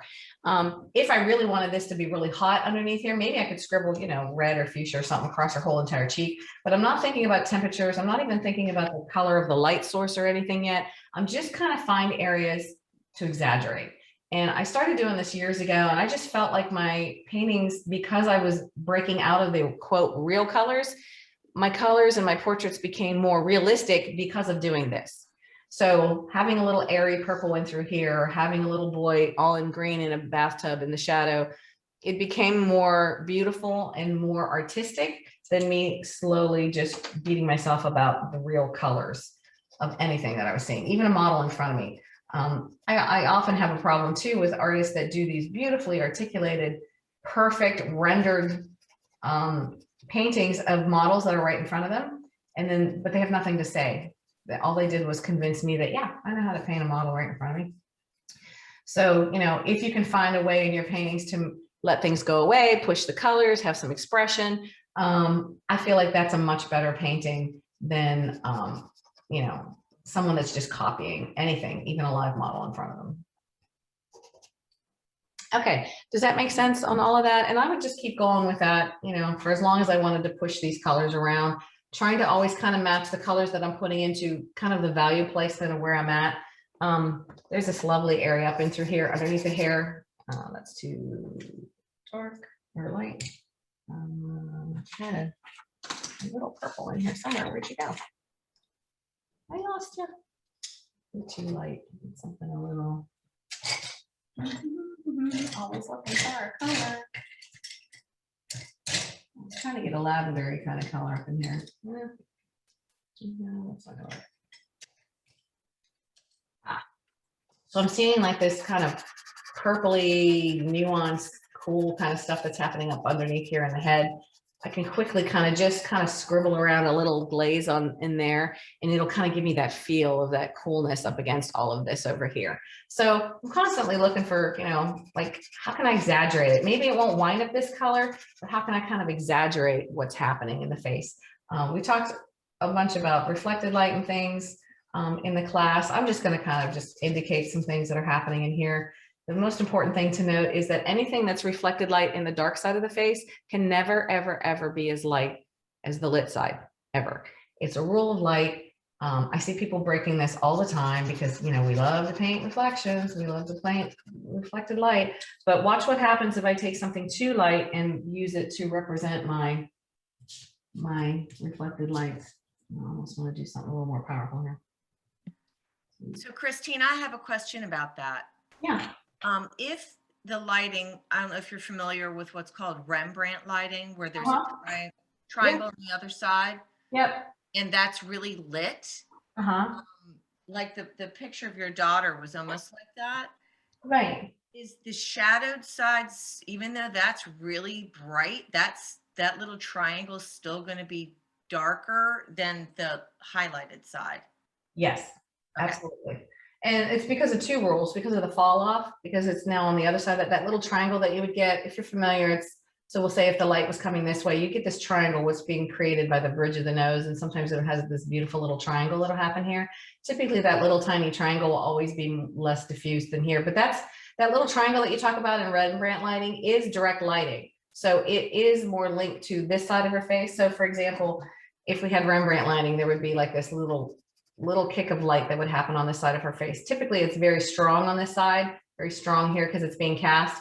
And then right in through here is very soft because it's a form shadow where the cheek starts turning away. So, you know, real quick, I can kind of give you that indication of the triangle lighting. But right here, I threw this color in saying, well, this is my reflected light. Can you see how this is getting confused to my eye? Because now my brain says, well, there must be a secondary light source here because it's just as light as over here. And this is breaking a rule of light. It's also breaking a law of light. Anything that's reflected light can never, ever, ever be the same value, color, temperature as what is lit in a one single light source situation, ever. So this is all incorrect. I see this all the time. This is breaking the law of light. When I see this in my workshops, I give up my tell, I come around and I say, oh, I'm going to give you a ticket. Breaking the law, man. But if I do this, okay, and knock it down by at least 20% on the other side, typically there's a core in here too, which I've kind of, see if I can darken that up. So if I do this where I'm getting reflected light that's just a little bit darker than on this side, now it feels like that area reflected light kind of popped in there. And it can be any color, you know, it doesn't have to be. I was trying to go for more of like a flesh tone kind of color. If I put back in the purple in here, even with just a little bit of a pencil, once you start moving up into the sticks, you start getting into this power relationship thing. Let me get something kind of dark here. Yeah, here we go. So, you know, even if I put something in like this, I gotta be really careful because I can start getting too light and it conflicts with the lit side, if that makes sense. And again, I can make that any color I want. I think I could even do this. Look how fun this is. I just happen to see this color. And if I actually, here's a little tip for you. If you want to get something to glow on the reflected light, do something very, very dark and very, very powerful. This is a Great American. Look how this glows in here. And look how dark this is. If I take a white piece of paper and show you this, I mean, it's one thing to hold it up to the light, but when you put it on here, you can see how dark it is. Can you see how dark that is? That's that color. So everything with color is relative. So, you know, if I take a, oops, sorry. If I take a black piece of paper and take that exact same stick, see how bright it looks? But, and on here, it looks about like a mid-tone, but on a white piece of paper, sorry, I have all these sticks in my hand. Drop my white piece of paper. On the white piece of paper, I'll bring that back. You see how dark that is? That's my reflected light. That's how dark that is for my reflected light. And yet it still works because what's around it is very close in value temperature. But what I added in here is very powerful. And so it's acting as though it's a, you know, there's something blue over here and it's reflecting, it's popping back into her. This is a wonderful way to kind of control your paintings and get things to glow without breaking the laws of light. And people who've been in my workshop know what I'm talking about. But just note that anything that's a reflected light is all part of the void. It's all part of the shadow. What people call the shadow, I call it the void, because this is a void of light. There's no light that's happening in here at all. The light beams are coming back past, they travel in a straight line, and it's creating a void, a lack of light in here. So how can anything in the void be the same as where the light beams are hitting directly? It can't. So I see this mistake in paintings all the time, and it's just a kind of a way to get real familiar with how light acts and how it doesn't act. Okay, so once I'm kind of playing around, any questions with this stage at all? Isn't it kind of fun that I just threw that little triangle in there and it kind of reads still kind of well, even though that's not what was happening? Kind of fun. Yeah. So once I have like this kind of setup happening where I feel like, and I have people that would come into my studio or whatever, family members or my kids, and I'd be like all excited. I'd be like, look at these cool colors. Look, I'm having fun, blah, blah, blah. And they'd kind of just look at me like, huh. When are you going to get to the real colors? You know, I was married to an engineer and I would get that kind of stuff a lot. And I think that was kind of funny because like there's fake colors and there's real colors. To me, they're all interrelated. And yes, I've kind of exaggerated and pushed these colors in the face, but I don't think there's fake colors versus real colors. But this is kind of why in the next stage, I call it my real color stage. So this is stage 4, where now I've thought about all the 4 things or all the 3 things beforehand, right? I thought about where is everything. So that would encompass composition too. Normally I spend a very long time on composition. Sometimes I'll have an idea for something and it'll take me a year to figure out what it is I want to say exactly, or the composition. But in stage 1 here, we've really just thought about where is everything. Stage 2, what is the light doing? What is it telling me about the topography of the face? Can I really understand and give anyone that would view this an idea of what's happening with all those planes and intricate things that are happening on her face? 3, I'm starting to think about color now. My crazy color stage or rainbow stage. Where can I exaggerate these colors so it'll be in a supporting role to things that are to come in the end? And a lot of artists kind of bulk against this stage and the previous stage. Like, I don't need to do this. I don't need to understand the yellow stage. And I really have to make them slow down and really think, because all that I've done to this point is the supporting role to everything that is to come. Because it's just really easy to just say, well, I'm going to throw pastels in here. And what happens is we lose all of this understanding. So once I understand what's happening with this, just even this little light shape right here on her forehead, now I can understand what value, temperature, color, and hue that I can throw over top of this to still keep that turn, if that makes sense. And like I said, I'm a mom with no brain cells, so I need things spelled out for me. So what I'm going to do next is I just pull out a couple sticks. These are the ones that I used yesterday on the other portrait. I'm just going to pull out a couple sticks for the light side of her face. And if you can see, I'm pulling out sticks that are, oops, you guys can't see it. Let me back off a little bit. I'm just pulling out some sticks right here. I'm going to take this one out and I'll tell you why in a minute. So I'm looking for sticks that are a little bit, kind of like that match kind of the skin tone of my hand and through here. There's still about 25–30% value. Because if I take something that's too light and I want to start putting something very light, like let's say this on her face, what happens is there's so much white in this mixture, and you really have to kind of think about what these are made of, right? If I really look into something like this, you can see on my hand how this color just kind of jumps. It's so bright, right? And I know the camera's kind of blowing out my hand a little bit here too, if I do that. Can you see how these colors kind of meld into my hand color a little bit more, whereas this one jumps? It's got too much white in it. And so if I start adding something like this into the face, this is the color that I had here, it's just going to be too ghosty. It's going to be too strong. It's going to be too powerful, especially if I grab something that's a real powerful stick. I can get myself into trouble really, really fast. And you say, oh, well, this is a flesh tone color. This is what I want. But it's too, and this is a low powered stick, but it jumps too much. I want the ability to work up to this if I want it in a highlight or something that I want to emphasize. I want the ability to go there, but I can't go there right away. I have to do this. So what I did is, and I don't know if the camera's going to adjust here. I picked out 3 sticks, one that's a little more in the pink family. This one that's, more in the yellow family. Can you see how it's kind of greenish yellow? And then this one that's a little more kind of a terracotta, more in the red family. So even sticks that look like this, I always think they all have a color dominance to them. There is no such thing. I have a blog, so if you guys are interested, I write a blog every week, and I've had this ongoing thing last summer where I was, gray is not a color, brown is not a color, and I can prove it. So if you go and look through all those blogs, gray is not a color and brown is not a color. Any color that you can possibly pick up in pastel will all have a color dominance to it. And depending on where you put it at in your painting and what's going on in the background, the hue might even shift to a different color family. So it's just this, again, beautiful, wonderful phenomenon that happens. And so I want to make sure I don't get too light too fast. That's the goal with this. Same thing on the dark side of the face. So I'll pick up something. This is a creative color. I'll just grab that one. and maybe this pretty little terracotta color that's kind of right there, and maybe this green, why not?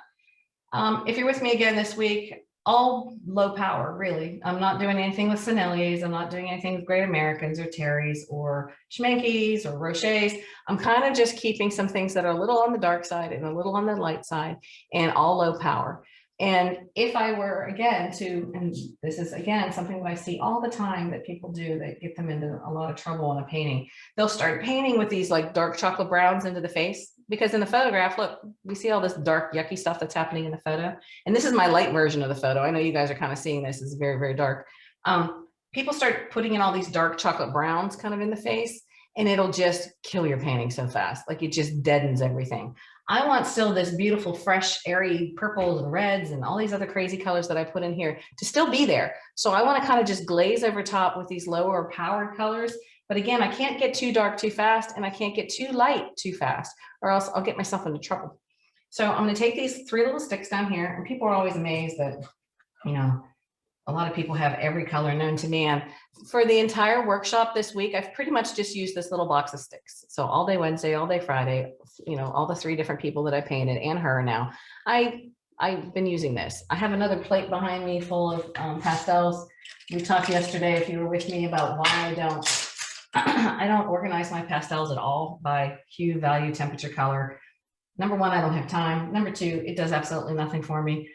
So I just kind of throw things in on plates and in drawers by power. I don't worry about, you know, fanning out all the beautiful colors, my reds all the way out to pink, or my blues out to the darks. Power to you if that works for you. It does not work for me. So I don't worry about any of that. And then I can go do fun things like go have a picnic or go drink wine with my girlfriends, because I don't have to clean my pastels or organize them. So anyway, so I'm going to take the light ones that I have here, just these 3, and I'm going to kind of start setting them over top of, again, this area of her face.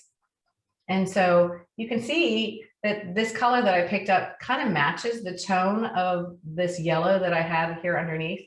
And if I kind of come up to that break, I can kind of start getting here. Let me zoom in a little bit on this. Hopefully everybody can see all this okay.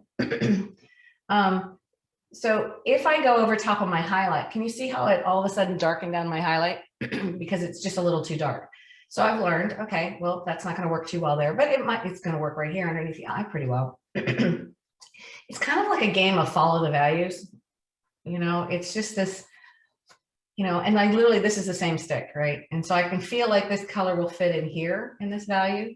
I feel like the color will fit in here in this value, kind of match the values that I already have set up with this yellow stage. And it'll kind of match in here. You kind of get good after a while knowing where a certain color will match up with something. I kind of obliterated my highlight here, so I know eventually I'm going to have to bring in something a little bit lighter right in here and bring it back. So see, so this gives me a chance. This is this color again.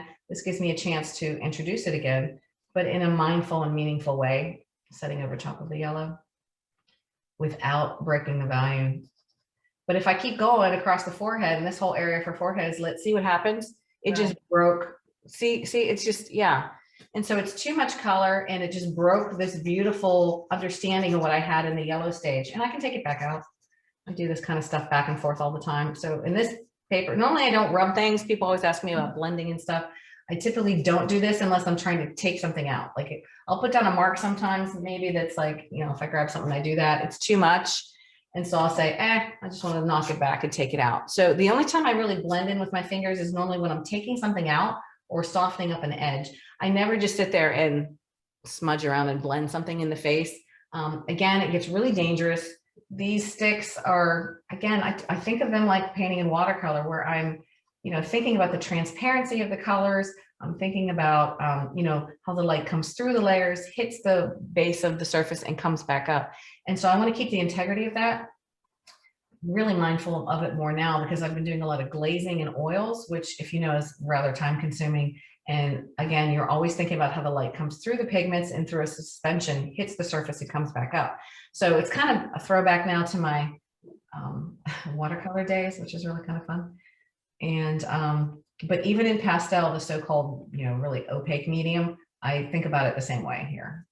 So again, all I've used so far is these 2 little sticks, and I've kind of just setting them over top of the face where I think they would fit.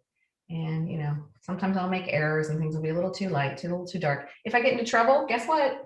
My little friends, the yellow pastel pencils, come back in, and I can always just nuance it up and down, bring back the structure of the head. All the 5 layers that I work in, if you get in trouble on one layer, you just go back to the previous layer, correct it, and then go back up again. So if I have something where, you know, I'm painting, and I've lost the structure of her eye, I can just go all the way back down to the yellow stage, redraw the structure. Or if I'm having trouble where things actually are, go back to the drawing stage, come back up to the yellow, then go back up to the color. Again, it's a forgiving way to work, and it's just makes the whole process more enjoyable. This is slightly darker, a little more pinker. This is the 3rd stick I picked out, and I'm just going to kind of bounce it around a little bit where I'm seeing, again, a little bit more of that warmth on the turn. Maybe help this little area right here where I screwed it up. And I feel like I'm getting this little light kind of area happening down through her face. Isn't this kind of a fun way to work? Like, it's just really, to me, it's just forgiving. Like, every day I go in and I go to work, and and it is going to work. So if you don't think of in terms of you pulling up to your easel, and even if you're not doing commission work for people, which I do a lot of, but you know, even if you're not doing commission work for people, it's work. And if there's people in your household that don't consider it work, that you know, this act of creation is working and creating something, then just tune them out and just know that you're working really hard, and I'm working along beside you. And you know, creating a decent painting is brain power. It really is. It's brain power. And especially if you're working with little tiny kids, like I said, it's jumping in the deep end of the Olympic pool. It's tough stuff. So, all right, this is a color that I picked up, one of the darker colors. It's just a creative color, again, low power. And I'm just kind of going through and kind of almost eliminating some of this icky black stuff that I have in and around here. Maybe softening up the edge of the eyebrow on this side, bringing it in. There's so much topography that's happening in through here. It's so sophisticated. And if you have a half decent photo, you can find it. If you don't have a half decent photo, oh, you can get yourself in so much trouble because you think you know what you're seeing, but you really don't. So, you know, good photo references, if you have to work from photos, can be a very dangerous thing. So always try and, when I'm teaching full-blown workshops, like I'm, you know, for 3 or 4 days, I would spend hours on just showing people how to get good photo references from things, because I've learned the hard way over the years, because I've done so many commission work, that, you know, having bad photo references is just a nightmare. It just really is tough to come back from. So you have to learn to say no. If someone gives you a photo that's, you know, everybody's smiling, cheese really big, and the lighting's really bad, and their eyes are closed down, we don't know how clients expect us to turn that into some beautiful work of art. It's just not going to happen. And so no matter how much money they throw at you, you have to learn the phrase, yeah, I just don't think this would make a good painting, but it's a really great photo, and I really think that you should put this, you know, frame this photo, and but I really don't think a painting is gonna be beneficial. Christine, did you say that was a Creta color? This is a creative color, yeah. Okay. It's real similar to the pastel pencils. And I'm just kind of bopping around a little bit, adding some of the little darks, again, kind of creeping up on it a little bit. You know, once I start grabbing something that's a little bit darker, like there's all these lovely little dark shadows that are happening in here. And I always have to ask myself, is this really dark shadow that I'm happening in there, or is this a lie from the photo? I have to be very careful, because photos will lie to us, and then we paint those lies and we perpetuate them, you know, and we can get ourselves into a lot of trouble. There's this beautiful little sweet dark area that's happening in through here. And then of course the creases, which gotta make sure I get them in the right color or right spot. Lost my eyebrow a bit. I'm gonna bring that back a little bit. And you can kind of see that, you know, it just takes a little while, it takes a little time. And hopefully one of the things that everybody learned from the workshop this past week was one word: relativity. You know, this area is relative to this area. This lit area is relative to this area, which is relative to this area, which is relative to this area. So everything, you know, when you start drawing and painting, you know, how things are set against each other is really important. And so, you know, you can get yourself into a lot of trouble by just painting along and not really thinking about the overall feel of things, how things, all the elements are relating to each other. You can get yourself into a lot of trouble. So I'm trying to start softening up some of the black stuff. Just again, this is a little bit darker. maybe finding the corners of the mouth. I always kind of go in and put them in kind of warm. That's kind of dark and harsh. I don't like that. I'm going to take it out a little bit. I think it was the color I was using yesterday. Where'd you go? It's a beautiful little warm hot niblet of a color right here. It's actually a Great American. That's really kind of like this warm reddish kind of color. And what I'll do is I'll just go in and kind of like set the corners of the mouth with a color like that. See how that's just, hopefully you guys are seeing the difference there to what I was doing before. And sometimes I'll just pop it right in the middle between the two lips and then on the other end and just make a pretty mark out of it. This is kind of fat and heavy over here, but just make a pretty mark, and it's lighter than you think. Again, if I go in and put it on white, it seems very dark. Look at the difference between the stick and even what's on the white versus if I take my black piece of paper. See how it's like this richer red color than you think it is versus what it looked like on the black. I'll show them to you side by side. So here's the same color, right? Same color on the black, same color on the white. Can you see how they change so much? So I'm actually doing a workshop this summer, June 23rd and 25th, on one whole day just on color and these kind of relationships and how to control your colors. And then the first day is on composition.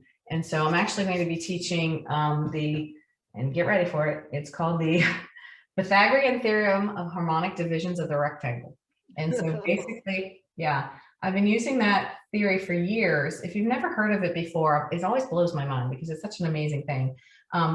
Great artists that we know and love and admire, Velázquez, Degas, Sargent, Titian. Titian was crazy, you know, all these crazy things with his paintings. They all use that system to set up hierarchies and interesting things in their artwork. And it's funny, we talk about the painting of things and the person in it and how they render things, and then we're not, at least with me, I never had anything to understand the construction of a lot of the paintings and why they're so successful and why they work well as a composition. Like I was just always kind of told, oh, composition is just something you feel. Hated that. I'm like, no, a good composition, there has to be something why this composition versus that composition works really well.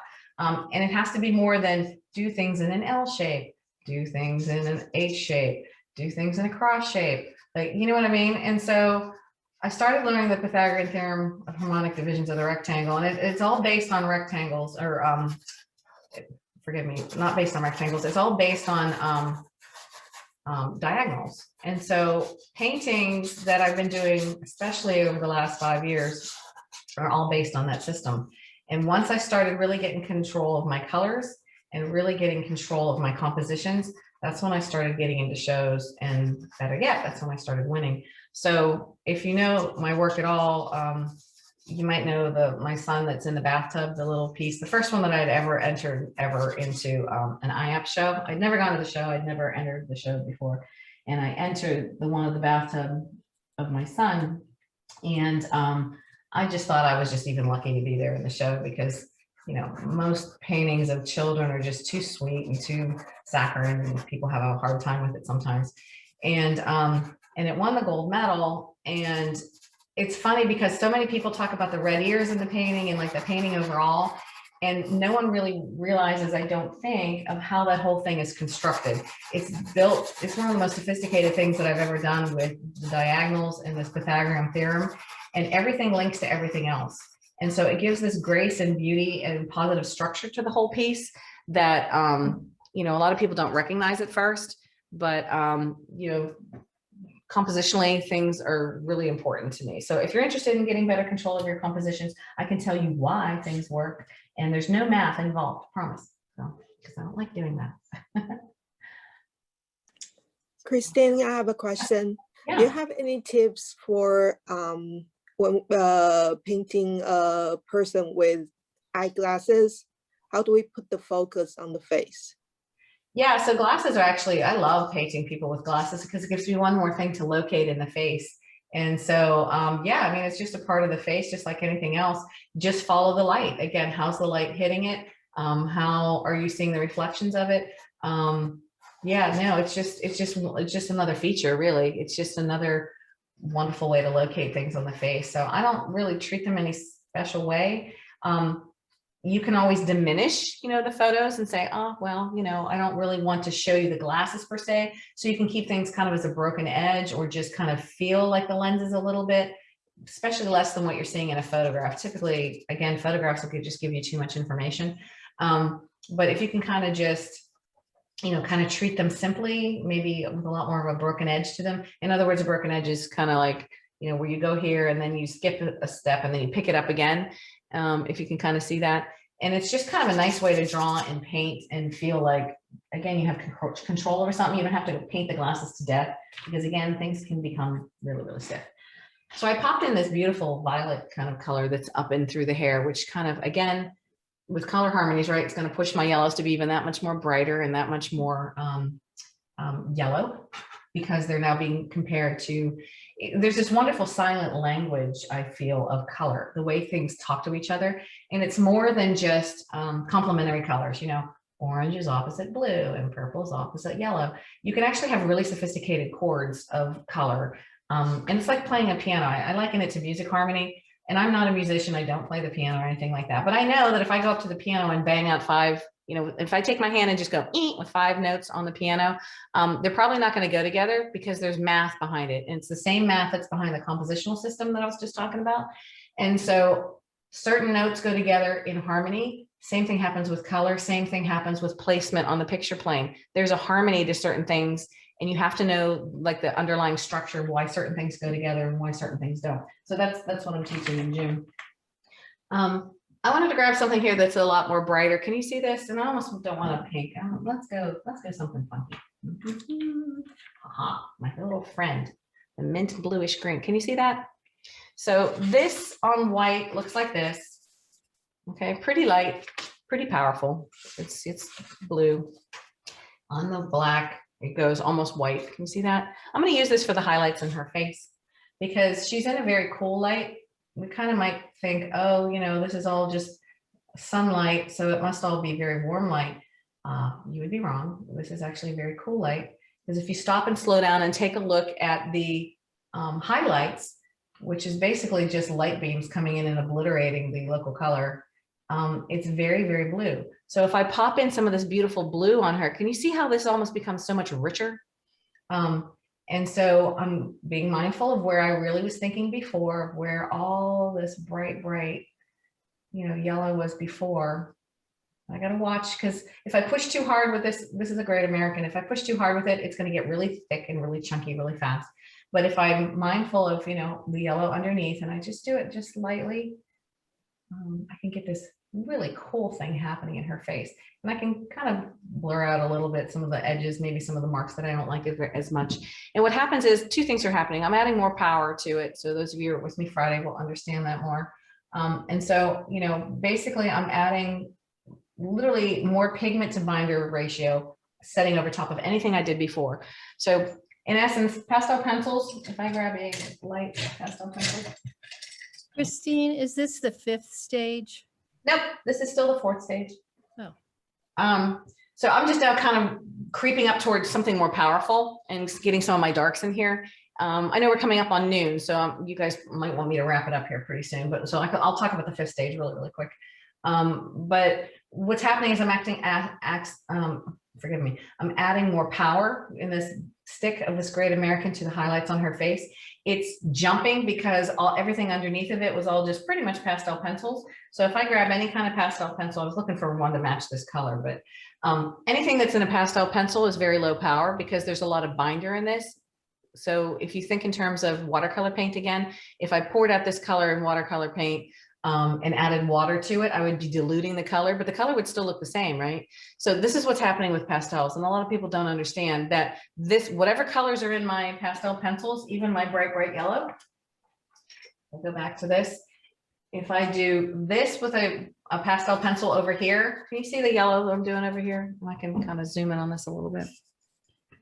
So these are both the exact same yellows, okay? I don't know if you can see them head to head, but what happens is this is a very low power because there's a lot of binder that the companies have to add to this stick. And if you run it on your hand, you'll see like almost none will come off. But this is a great American. This is a powerful stick. If I do this, can you see the color transfer that comes off? And same thing here. If I do this, can you see the difference between the two? So they're both the same color. This is very diluted color, and this is higher power.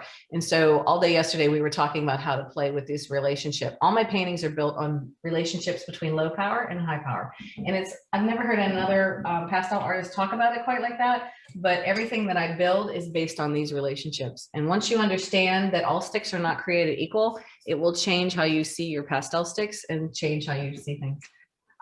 So I'm going to put in a couple darks in here because I didn't get really a chance to talk about like the eyes and controlling my darks, but I know you guys have it's Saturday, we have things to do. So if I take her eye, just this one eye, and I throw some real dark in it, can you see how everything else in the painting now registers against that? Like even the other eye is black, but it's diminished because this is a black, again, very watered down black because it was a black pastel pencil versus this, which has much more power in the pigment. And so by controlling our pigments, we can control our images. I always see a lot of people do this around the neck, around the jawline, around the ear, do this. And if I do this against the entire painting, what's the painting about now? It's about this.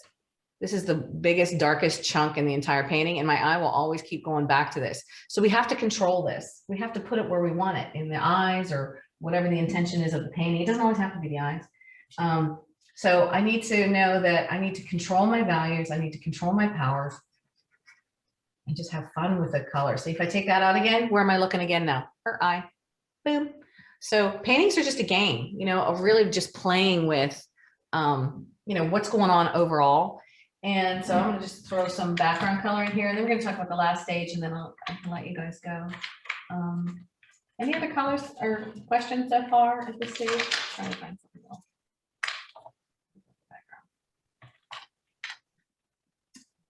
What color do I want? How about a olive color? Oh, fine. Oh, fine. I can just kind of eat this into her hair. This is relatively high powered compared to anything else that I had here. Look, you just take it right out. Isn't it nice to be able to forgive yourself and do this kind of, I mean, I put some real strong yellow in here. I put some really crazy colors right here. Goodbye. That's kind of understanding the control that you can have with these sticks once you understand the powers of them. Once you understand and control your paintings, then we're happier artists.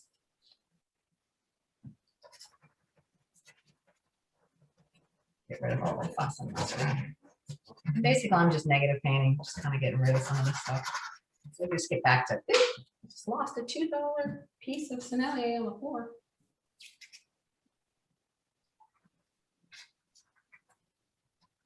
There we go. So now I've gotten back to kind of, you know, what I want you to see, which is her. And it could have been any color. I mean, you know, and I could pop this color into her face. We could just keep going all day long. Like literally, I spend 6 or 7 hours sometimes just nuancing an area, popping things in and out, blurring things out. I love days where I'm doing the yellow stage. It's just kind of like a no-brainer day to me because I'm just kind of following what I see. Sometimes I'll just sit there and I'll just find areas to just soften things up. I'm always mindful of edges and how sharp something is versus how soft something is. Go in and play around with my powers of things. So I'm always kind of, you know, very mindful of what I'm actually getting, the subtle stuff throughout the face. And sometimes that's just sitting and contemplating what I have and just being careful. And like I said, if I start losing things, like my iPad went to sleep again. You know, like I feel like I've lost the heaviness of her eyebrows running through here. Got a pencil, can bring it back. Very forgiving. Paper is very, very forgiving. It's very lovely. So if you've never used it before, give yourself a treat. Go out and buy some half decent paper. I feel like her chin needs cut off a little bit more. So you can see I go back and forth. Anyway, so something like that. And you can always go back in and, you know, keep playing, keep adjusting things and make it your own. So the last stage is when you know, everybody in the class has been working for a long time, or I've been studying things for a very long time. And I talked this week about how, sorry about, I hit the camera. I talked this week how, you know, a good painting is basically a construction of decision upon decision of well-constructed lies. Because if I'm trying to tell you that this is this model Jade and she's three-dimensional and the light is falling on her in such a way, I literally have to create these lies in a painting because this is a flat two-dimensional surface. And so I want my viewer, and we have to think about the end viewer all the time. Like a painting is a communication. If we are just doing something pretty and copying it and we're forgetting that there's a communication that we need to talk to on the person on the other end, we're missing a big third of what our painting should be about. And I hate the word should, but need to be about maybe, because if I just paint things willy-nilly and I'm not thinking about the control of how the viewer will see this or the viewer will interpret this, then I'm losing a big piece of what this painting can be about. And so at this stage, the fifth stage is when we're working really hard and we're doing all these little nuancy things. And the fifth stage is called the beauty mark stage. So it's called the beauty mark stage. And it's literally when you would think that I'm going in and now doing all the details, right? I'm adding the beauty marks, I'm adding the little lashes on the eyes and everything. And it's actually the opposite. It's when I'm making people in the workshop put down all their stuff, put down their references, and I'm making them walk back 6 to 7 feet away from the easel. And I'm saying now, where can I add in this painting just beautiful marks and reaffirm that, yes, this is a flat painting, but it is a painting. It's not a photo. So how can I like add my handwriting to this piece? So, you know, we've all been there where all of our handwritings are very different. And when our moods will dictate what our handwriting looks like, right? When you're sick, you just scribble things, or if you're angry, you know, your handwriting looks very different. So the marks you make in a painting can be very personal and it can be very emotional. And so if I think about Jade, like, you know, something that maybe I love her hair, maybe, and how I met her was actually, she was checking me out at a Lucky Brand store here in Pittsburgh. And I was like, oh my gosh, I just love your hair. Have you ever thought about modeling? And she said, oh, I used to be, you know, I'm a dancer and I'm a fashion model. And that's how I started modeling with her. And now she's one of the premier models here in Pittsburgh. She's hard to get hold of. And I love her hair. So maybe in my painting, my intention was to talk about this beautiful face in the light, but I love her hair. So I will stand back from the painting and I'll say to myself, okay, I'm going to make a beautiful mark to represent her whole head and my love of her hair. And so maybe it's just that. I'll lose the end of it right there. A beautiful mark. That's my personal mark that no one else can make quite like that. Maybe over here. Just beautiful marks. And these are dark too. They don't have to be dark. It could be light. I could go back to that purple that I had before and just into this green, add some just pretty beautiful. I could slam them in. I can give them with passion. I can make them feel like hate, love, hope, whatever. And those things translate into my marks. I don't understand it, but our intentions definitely translate into our artwork. I'll say to people all the time, I'm like, you are scared to death of doing those eyes. And they're like, yes, how do you know? I'm like, because your marks are timid and they show fear. So how we feel and how we make our marks translates into what we want to say about a piece. So if you were, you know, painting someone that you absolutely love and you are using the most beautiful marks that you can make that are important to you, that will translate into the painting. Again, it's like this crazy thing that happens.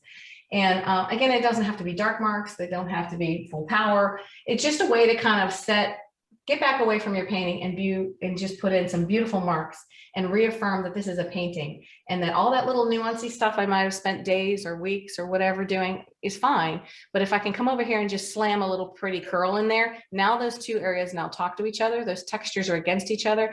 And I have made my mark on this painting with that little mark. And sometimes that's the most beautiful part of the painting, these beautiful little marks that you can put in the beauty mark stage. And just make a beautiful mark and own it and leave it alone, then all of this little nuancy stuff. So anyway, so that's the fifth stage. And I think it's after 12. How would you do Hector yesterday? How would you apply the fifth stage to? Oh, that's a great thing. Where's Hector's little? So yesterday, he's actually off to the side over here. So here's the little painting that I did yesterday for in the workshop yesterday. So this is the male model that we had going on. So yeah, I could do that. I'll just throw this over top of here. I'll move Jade out of the way. And sometimes it's good to kind of see the painting outside the demo camera. You can see it's a little different than what you were getting with the demo camera. It's a little more neutralized. Sometimes the camera kind of like pushes all the colors, which is great in the color stage anyway. But you can kind of see, if you look at it kind of straight on, you can kind of see it a little bit better. So this is the one that I did of Hector yesterday. And so, yeah, let's go in. I'll throw this on here underneath the demo camera here, and we can just slam some colors in here. I don't even have the reference in front of me. And I don't care. I'm now thinking about how I can make this my own and kind of put my signature on this. And so I'm going to turn off my iPad and I'm just going to look at this as a painting. And if it was on my easel and I was kind of finishing things up, I literally would step back from it 6 to 7 feet. I have a rocking chair that I sit in. If any of you follow my blog, you know about my little rocking chair. I sit across from my easel and sometimes I'll just sit there and stare at my painting for a while until I figure out, you know, going back to hierarchies that I had in the painting, where do I want to put these pretty marks? Where do I want the power at? What do I want it to say? And it, you know, and what I set up in the very beginning of painting, did I carry it all the way through? And how now at the end, can I still make sure that all of those intentions that I had in the beginning, I can now finish out with, you know, days, weeks, months, whatever later. And so, so I'm just going to kind of pretend that I'm standing way back from this and thinking about like where I want to put some pretty beautiful marks in here. So I'm going to switch the camera back over.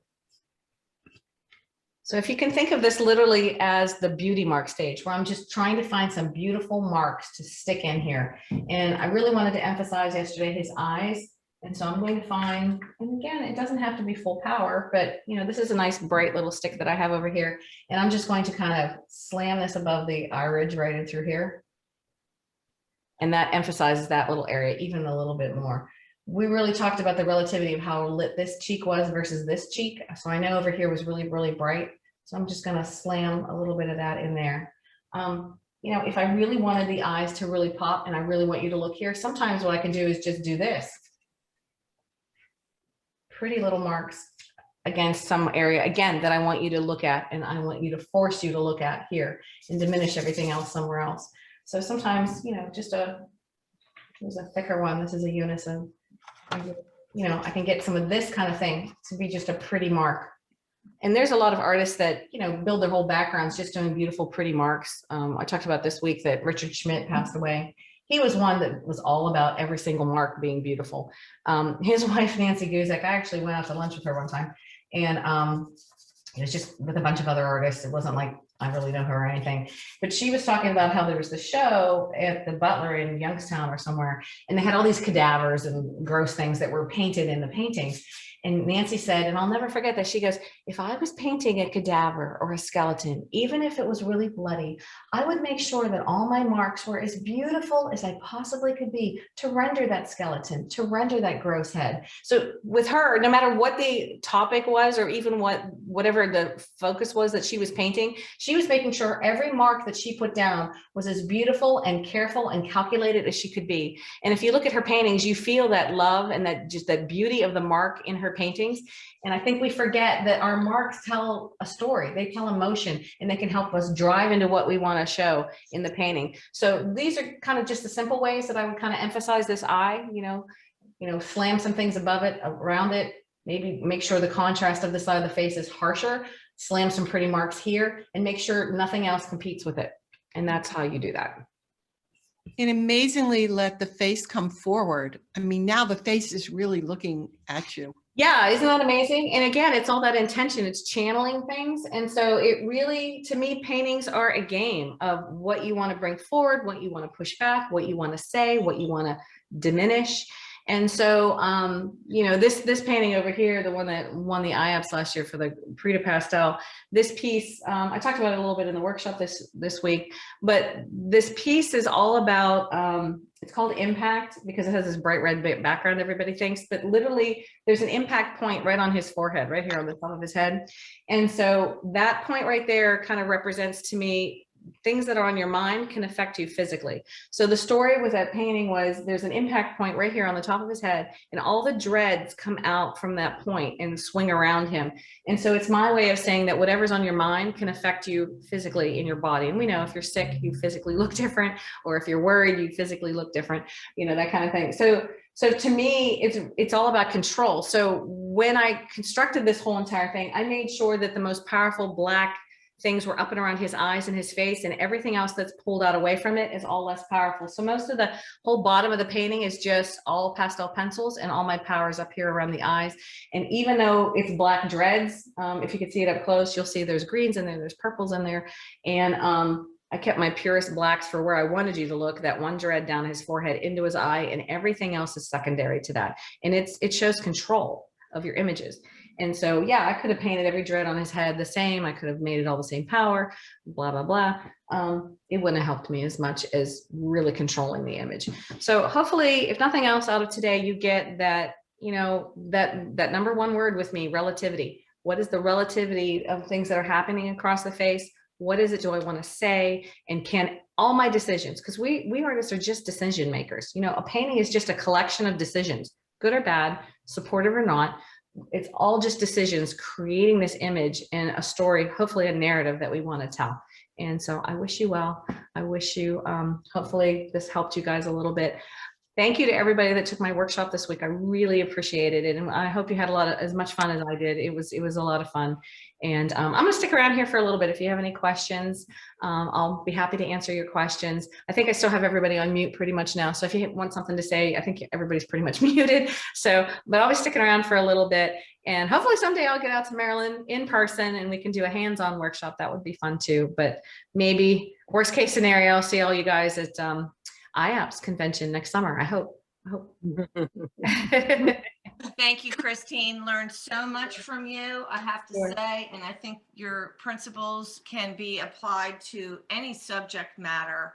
Yeah. And it truly has changed my, I've been hoarding Terry Ludwig's. I think I'm going to kick back on those and get some creative colors. Yeah. Christine, Well, yesterday we talked about the, what you call the 4 categories of pastels. Yeah. I don't Yeah. understand. I understand the category of blenders, the Sennelier, Schminke, Blue Earth. Actually, it's most of them. Why do you call them blenders? Because then you said they don't blend. Right, because they're not good for blending in a painting, but they blend into everything else. They take over. So I named them blenders because they take over everything else. And if you want to blend with them, you're going to wind up with this ghosty mess on your hands, and they can take over any of the under layers or any of the upper layers. So yeah, blenders is kind of like maybe a weird name for them, but they blend into everything else and they take over.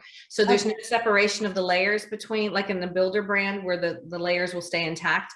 A blender will eat into everything below, and anything you put on top of them will eat into it. That's why we had that weird kind of mealy dragging that happened with the Senneliers into everything. They're eating into everything else, and they just don't give you this pretty sense of blending. But if you take a Sennelier and you slam it on anything else, it'll give you a really pretty intact mark because it's got a thick, creamy, beautiful way of mark making. But to render things like in the face when I was building up around the eyes or whatever, not your best choice.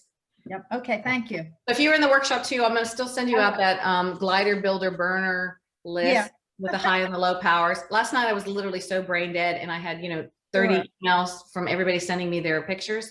Yeah. So I sent the recording last night, and that's all I did. I was so brain dead. I think I went to bed at 9 o'clock. So so today I will answer the emails of all the images you sent to me, and I will send you that GBBB list, and and so we'll go from there. So you'll still get that. So. Christine, it's Kathleen, and I wanted to say that your work and you are truly spectacular. Oh, thank you. Thank you. Thank you so much for all the information you've given us, and I am just, my mind is still blown. Yay, that's my goal. Like taking Pastel's mind and go, pew. Yeah, good job. Thank you. Thanks. Thank you. Christine, I have one question. So if a person has wrinkles and wear eyeglasses, should I put that in the first stage or just build it up on the second stage? I would keep it a lot in, well, first of all, low power. So nobody likes to have all those wrinkles and things emphasized. So you're better off doing them in light lavenders or violets in a low power in the sticks than you are, or in the pencils, the pastel pencils, than you are creeping up to the sticks. Because there's a difference between putting in little wrinkles, even softly with a Sennelier, and putting wrinkles in with a light and airy pastel pencil. Again, it's that glazing effect. And so you can put those things in, and you need to. If you don't put them in, especially with someone who's like 80 years old, you need to put all that beautiful texture in the face, or else it doesn't look like them anymore. But you can keep it light. Same thing if you're painting like a 2-year-old and they have those big dark lines under their eyes, even in person, you can glaze those in with pastel pencils and think low power, just gentle glaze, rather than taking a Sennelier and slamming them in there, and then there's too much attention being drawn to it, so it's just, think of it as low power more than anything else. Thank you so much. Yeah, sure.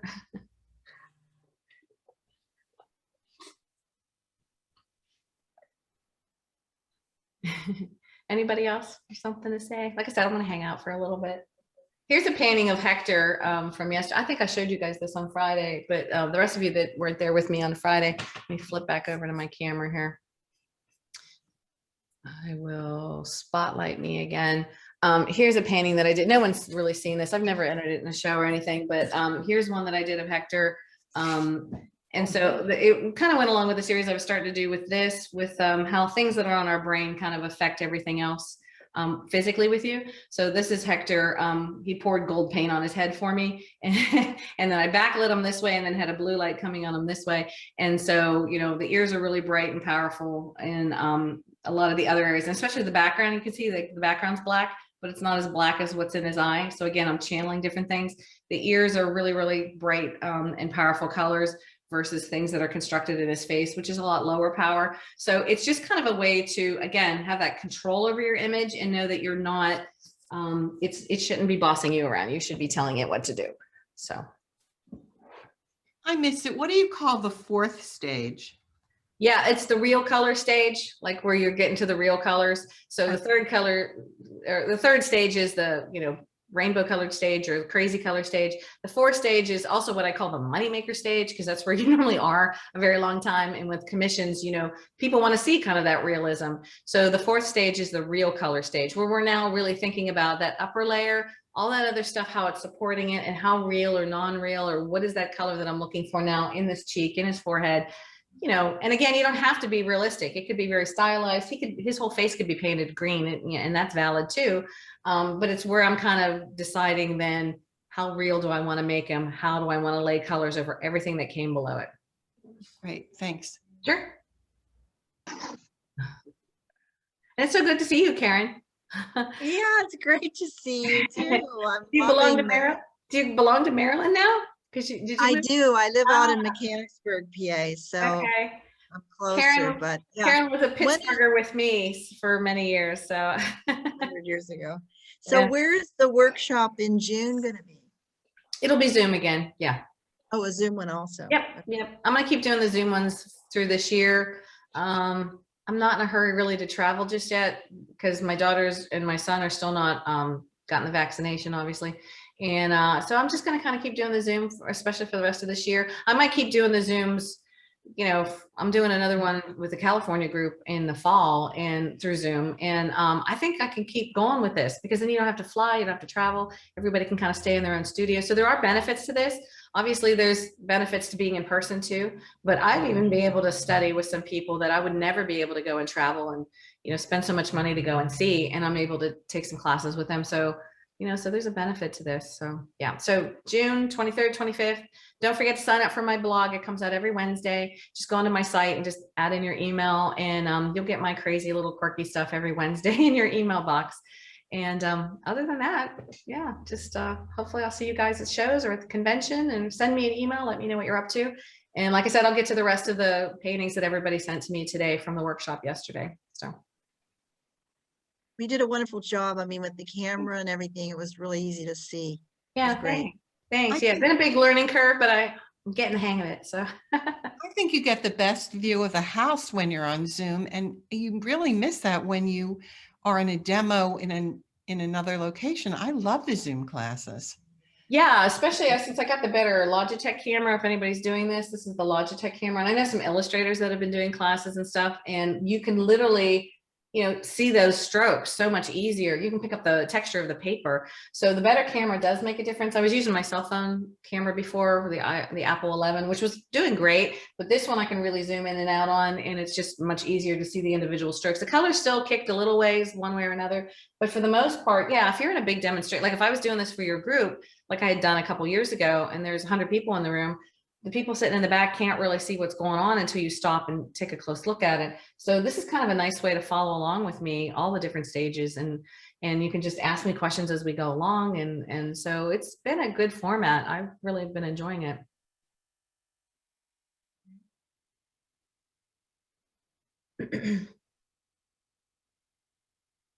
Anything else, guys? If not, you know, you can just jump out whenever. I'm just going to kind of hang out here for a while. Good to see you too, Cindy. You're a too. Pittsburgh person. Hugs, I haven't seen you in forever. I know, this has been awful, but you did a fantastic job. Honestly, I think you get better and better with each thing you do. Seriously. Thanks. Yeah, they all feed into it. I tortured Cindy years ago doing a demonstration in Pittsburgh somewhere and did a little demo of you. So, you know, just get more polished as I go along. That's just great. Yeah. Good. Well, thank you very much. Sure, you're quite welcome. And hi, Karen. Oh, yeah, that's true. You guys know each other. Okay.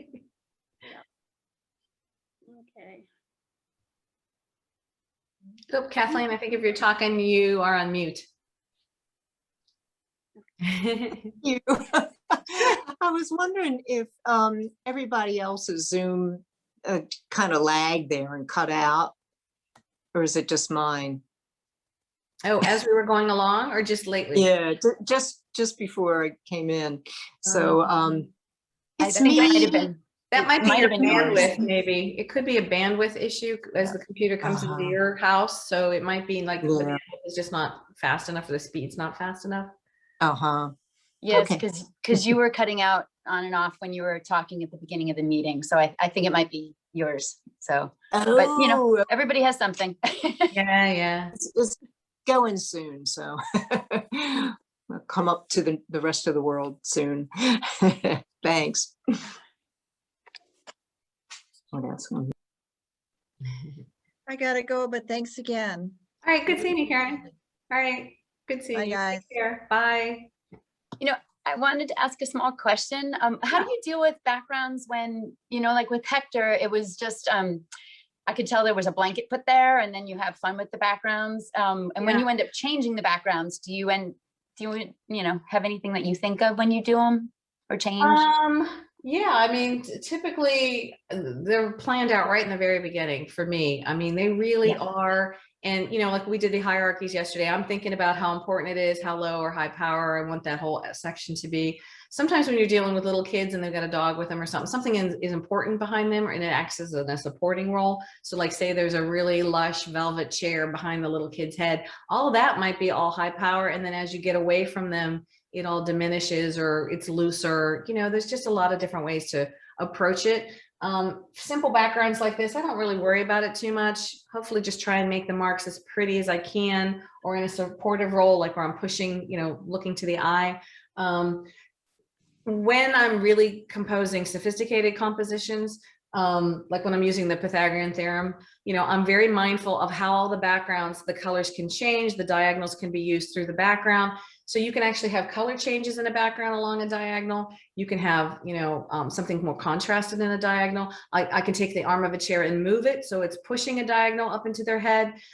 There's a lot of contemporary artists, Daniel Sprick, and the one woman who keeps winning with the Portrait Society of America. All her stuff is based on the Pythagorean theorem.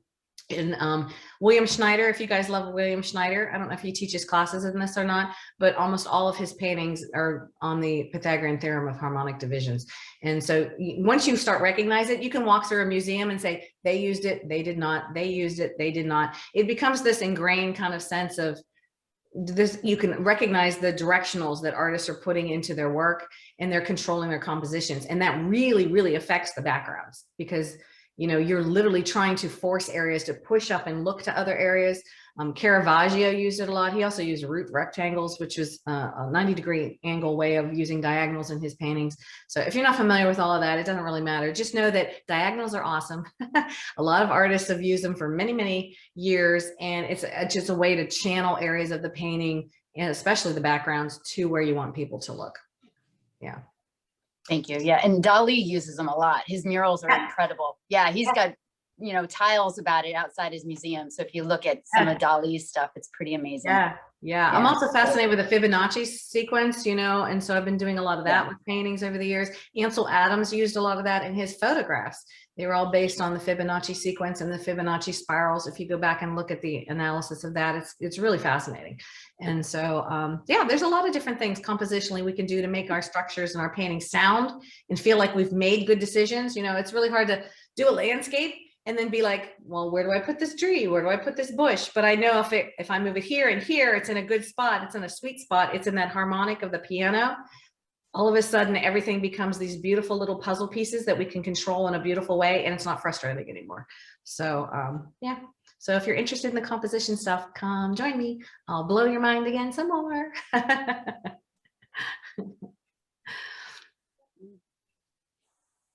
In color, oh, it's funny, the diagonal Pythagorean theorem stuff, that all the math that shoots into the diagonals and all that stuff that Sargent and Degas and everybody used, all plays into the color wheel too. The good math and those chords that happen with color, it all happens with color too. It's this crazy beautiful thing. So if you're not familiar, it's a good thing to kind of learn about. So